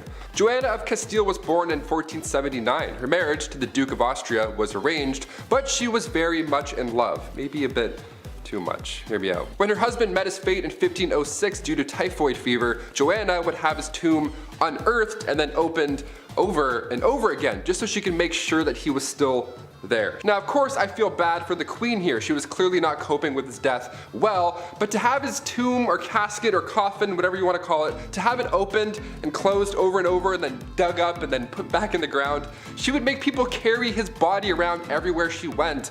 That's heavy. That is so much work, even keeping it under her bed sometimes. Ugh, I got goosebumps just saying that. That's pretty creepy. Ashes, I could understand. That's like a one-man job to carry that around. But a 1,000-pound royal coffin that you have to carry 30 city blocks? My back already hurts thinking of that. No thank you. I quit. At number 6, deadly affairs. Dating is hard.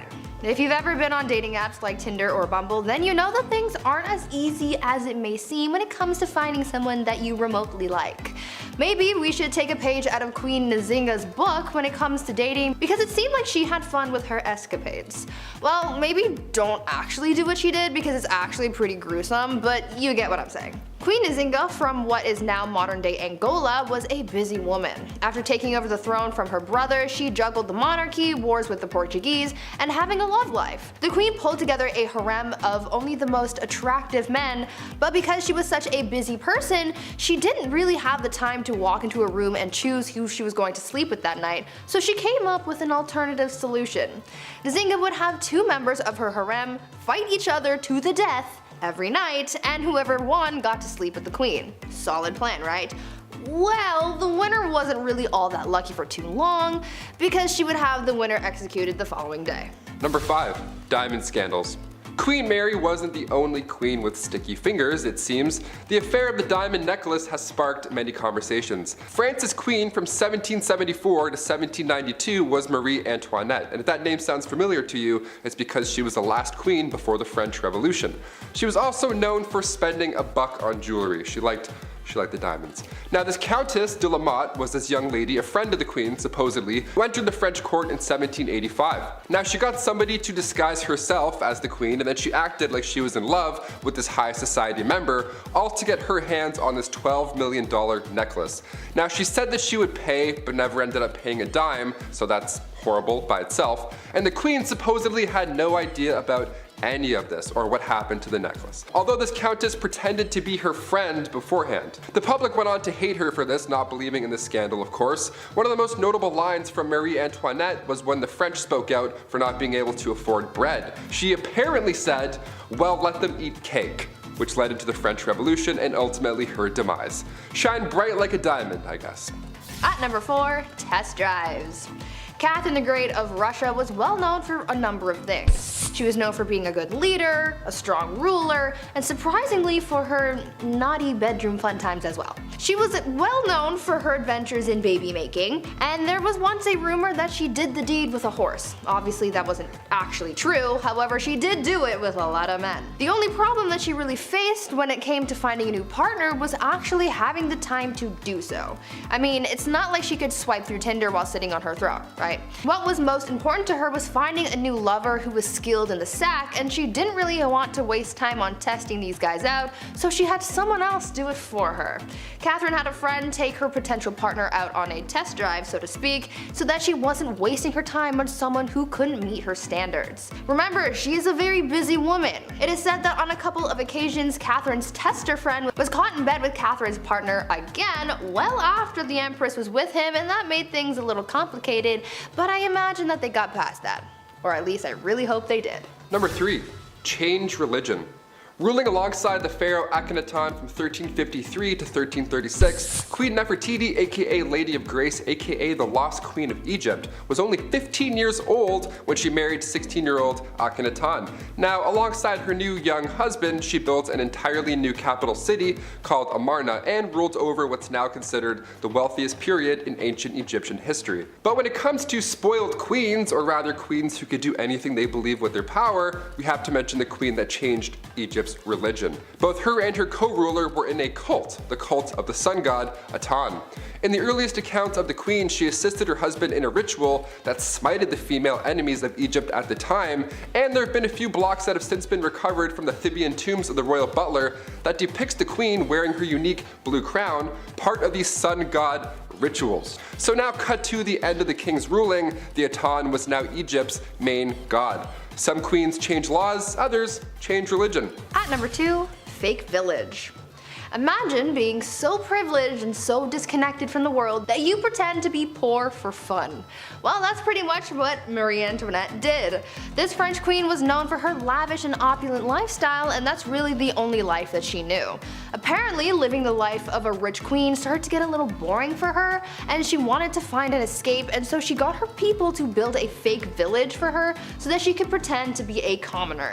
This fake village included 11 cottages, a lake, a water mill, a working dairy, a windmill, a barn, and other quote-unquote peasant buildings. Marie apparently loved this little peasant village, and she would bring other people to enjoy it too. When she brought her guests to the village, she expected them to yes-and their way through the day and really immerse themselves into their role of a common person. She would even tell her ladies to ditch the ball gowns and wear something simple to blend in. Marie even took her kids to the fake village to teach them about farming. Even though she loved her pretend peasant lifestyle, It still didn't help her bond with the real common people, and it certainly didn't save her from the guillotine. And finally, coming in at a #1 spot, surprise entrance. The last true pharaoh of Egypt, Cleopatra VII, ruled from 69 to 30 BC. She's known mainly for her love interests, of course, her two mans, Mark Antony and Julius Caesar. And to this day, we're still trying to uncover more dazzling details of the lost queen. Now, she ruled alongside her young brother, and her life was much more than being just beautiful, which is what everyone seems to focus on more than anything. Both children were assigned to the throne, Cleopatra being 18 and little bro being 10 years old. So Cleopatra, being a little older, therefore a little wiser, became the ruler. A couple of years passed, and eventually Cleopatra was pushed out of Alexandria over her greed for power, classic, but her little brother, equally a co-ruler, had her driven out. He was jealous, and honestly, I'm the youngest in my family, I kinda get it. But Cleopatra wasn't quite done yet. She had a few tricks up her sleeve. Believing she was the goddess Isis reborn, this beautiful goddess, Cleopatra made these dazzling entrances whenever she could, most notably in 48 BC, right when Caesar arrived in Alexandria during that family feud with Ptolemy VIII. She wanted to meet the Roman general, but she couldn't be seen because there was a little bit of family beef, so she had herself wrapped up in a linen sack and then personally delivered to Caesar's bedroom. Hashtag your order has arrived. Surprise. Now, she won the heart of Rome's future dictator here, obviously, and eventually she regained Egypt's throne. Her brother wasn't too fond of this alliance, and in the following battle, he drowned in the Nile River, resulting in Cleopatra's return to power. Kicking off the list at #10, the Empress of Austria. The saying "wrong place at the wrong time" couldn't be used more in this case. Empress Elizabeth of Austria, she was sadly taken out by somebody who just wanted to attack a royal. He didn't have anything against Elizabeth per se, this man was an Italian anarchist named Luigi Lucchini, and that fateful day, September 10th, 1898, he took the Empress's life. In his own admission, Luigi stated that he had nothing against the Empress on a personal level at all. See, what had happened was he intended on taking the life of the Duke of Orleans, but when Luigi arrived a little too late in Geneva, the opportunity to do so had passed. He looked at a local newspaper, saw Elizabeth, and found out where she was staying, and he waited for her to leave that hotel. That's how easy it was. People are so creepy. Keep an eye open. If you're a queen, keep your eyes open. This is scary. #9.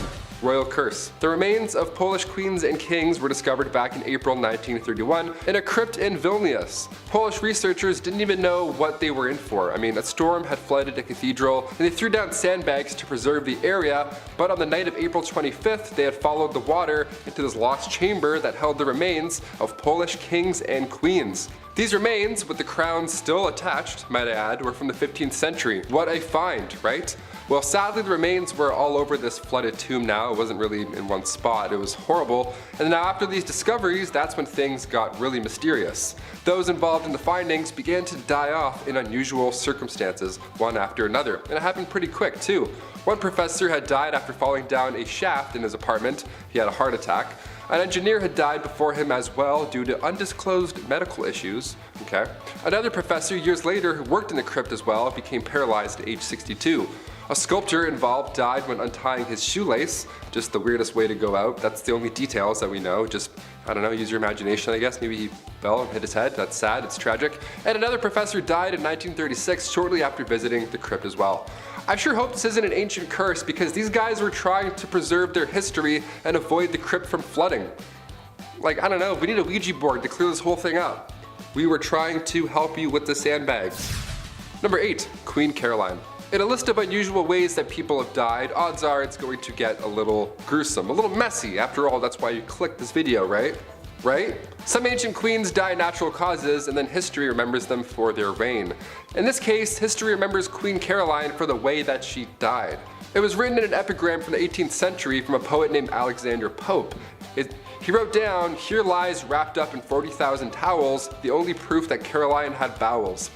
It rhymes? Like, come on, man, you didn't have to do this. This is horrible. That's like a prank almost. I can't believe somebody was like, yeah, write that down. That's good, that's good. Did it rhyme? Yeah, she'd like that for sure. R.I.P. #7, Anne Boleyn. The second wife of King Henry VIII. Yes, we have a few on this list. She was found guilty of treason, and she had been charged with having sexual relationships with 5 others, including Lord Rochford, aka her brother, George Boleyn. Yeah, the ancient days were a little bit odd. She had also apparently had relations with Sir Henry Norris, the king's close friend. And when I say close friend, I mean he was the groom of the stool, so they were tight. He literally would wipe his So on top of this, Anne was also found guilty of conspiring to kill her husband.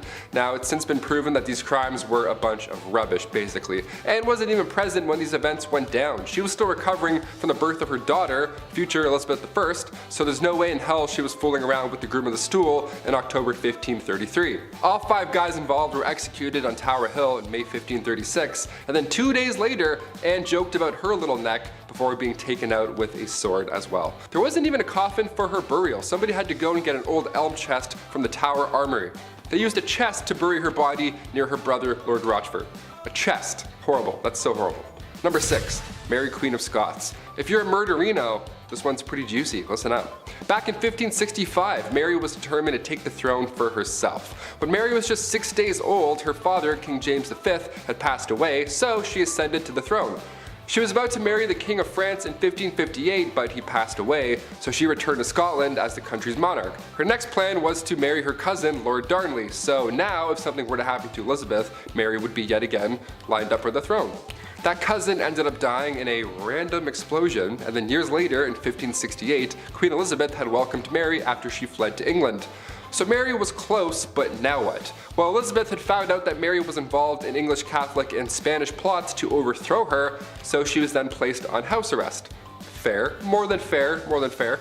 Cut to 19 years later, 1586, a letter had emerged revealing that Mary was involved in a plot to have her cousin, Queen Elizabeth I, killed. She was then sentenced to death and her head was taken off for treason. History is dark, my friends. Even if you're family, shit gets crazy. Number 5. Charlotte Augusta. Princess Charlotte Augusta of Wales lost her life in 1817, and when I say ancient, this is probably the most recent that I'll go, because I know ancient means way back. I gotcha. But I have to include this one, because as far as royals go, she was loved at this time. She ended up falling in love with Britain's Prince Leopold, but a year and a half later, she died giving birth. She was healthy at the time. She was only 21 years old when this happened. Charlotte was lined up to be the queen one day, and historical accounts say that the doctors here were at fault. Charlotte's tragic passing had vendors running out of black fabric. That's how rocked the public was right after this. Just massive displays of grief. What do you guys think? Comment down below. Was this a doctor conspiracy or just classic medieval times? It's the olden days. We can't really do as much. Let us know. Number 4. Catherine Howard. Queen of England from 1540 to 1541. Such a short amount of time, but why? Being the 5th wife of King Henry VIII, cousin to Anne Boleyn, referred to by King Henry as his rose without a thorn, he just gave her all the gifts and she was just 19 years old. Sounds great so far, but you know, because of his list, things won't end up well. Their marriage didn't even last a year until rumors, not letters or eyewitnesses, rumors started spreading about infidelity. There was a small amount of evidence that suggested that she had been romantically involved with somebody beforehand, so a jealous mad king got jealous and mad again. Shocker. You had me at 5th wife, I don't know. She was executed for adultery and treason at the Tower Green on February 13th, 1542. Number 3. Catherine Parr. When Catherine Parr got a position in Princess Mary's house in 1542, she met King Henry VIII. She was smart. She was 30 years old, so it was a step in the right direction age-wise when it comes to these queens and King Henry. Not that there's anything wrong with marrying somebody younger, that's not what I'm saying, but it's just, well, look at this list. All these people died, spoiler alert, so the older the better at least. I don't know. She was seen as somebody who could nurse the king in his dying age, so the public liked her. She was the first English queen also to write and publish her own books. Now, come 1543, Catherine gave up her man, Thomas Seymour, to marry the king. The two got married that July at Hampton Court Palace, and from that point on, her beliefs were deemed dangerous. Queen Catherine was a supporter of the English Reformation, and Catherine's religious opponents were plotting against her, and they tried to convince the king that she was dangerous. Her arrest was even planned, everything was kind of going in a bad direction, and then Catherine went to King Henry right away and then asked for forgiveness herself. You know, for pushing her views too far many times before, and he forgave her. Meanwhile, others are losing heads for having relationships. Okay? Her and Henry were married for 5 years, and then after his death, she married Thomas Seymour just a few months later. And then come September 1548, she died after giving birth to her daughter. The account of her death comes from a lady-in-waiting and friend of Catherine Parr, comes from Elizabeth Tyrrett, only her account is fishy because she never liked Thomas Seymour to begin with. She made it seem like Catherine was speaking about her husband in a negative manner when she was dying, and this is the only time in history where that's ever been an idea. So what do you think? It's like broken telephone, but hundreds of years ago. I'm like, maybe she was friends? I don't know. Sounds like a conspiracy. Number 2, Anne of Cleves. Where to even begin here? Okay, this one is sad, man. Anne was right in the middle of Henry's wives. She was married to King Henry for 6 months, and it was seen as quite strategic in a way. Henry's chief minister convinced him to marry one of the sisters of Germany's Duke of Cleves, either Anne or Amelia. So in order to decide, Henry requested that Hans Holbein travel to Cleves to paint a portrait of each sister. This is like the birth of Tinder right now. I'm not joking, this actually happened. This man compared portraits and then chose Anne because every man praiseth her beauty. She was compared to the silver moon. Yeah, try that on a dating site. I praiseth thou beauty, madam. Super swipe. A treaty was signed, and a few weeks later Anne arrived to England. Henry was beyond upset because she looked nothing like she did in her portrait. Yep, real life, this is what really happened. He tried to stop the wedding because of this, but it was too late.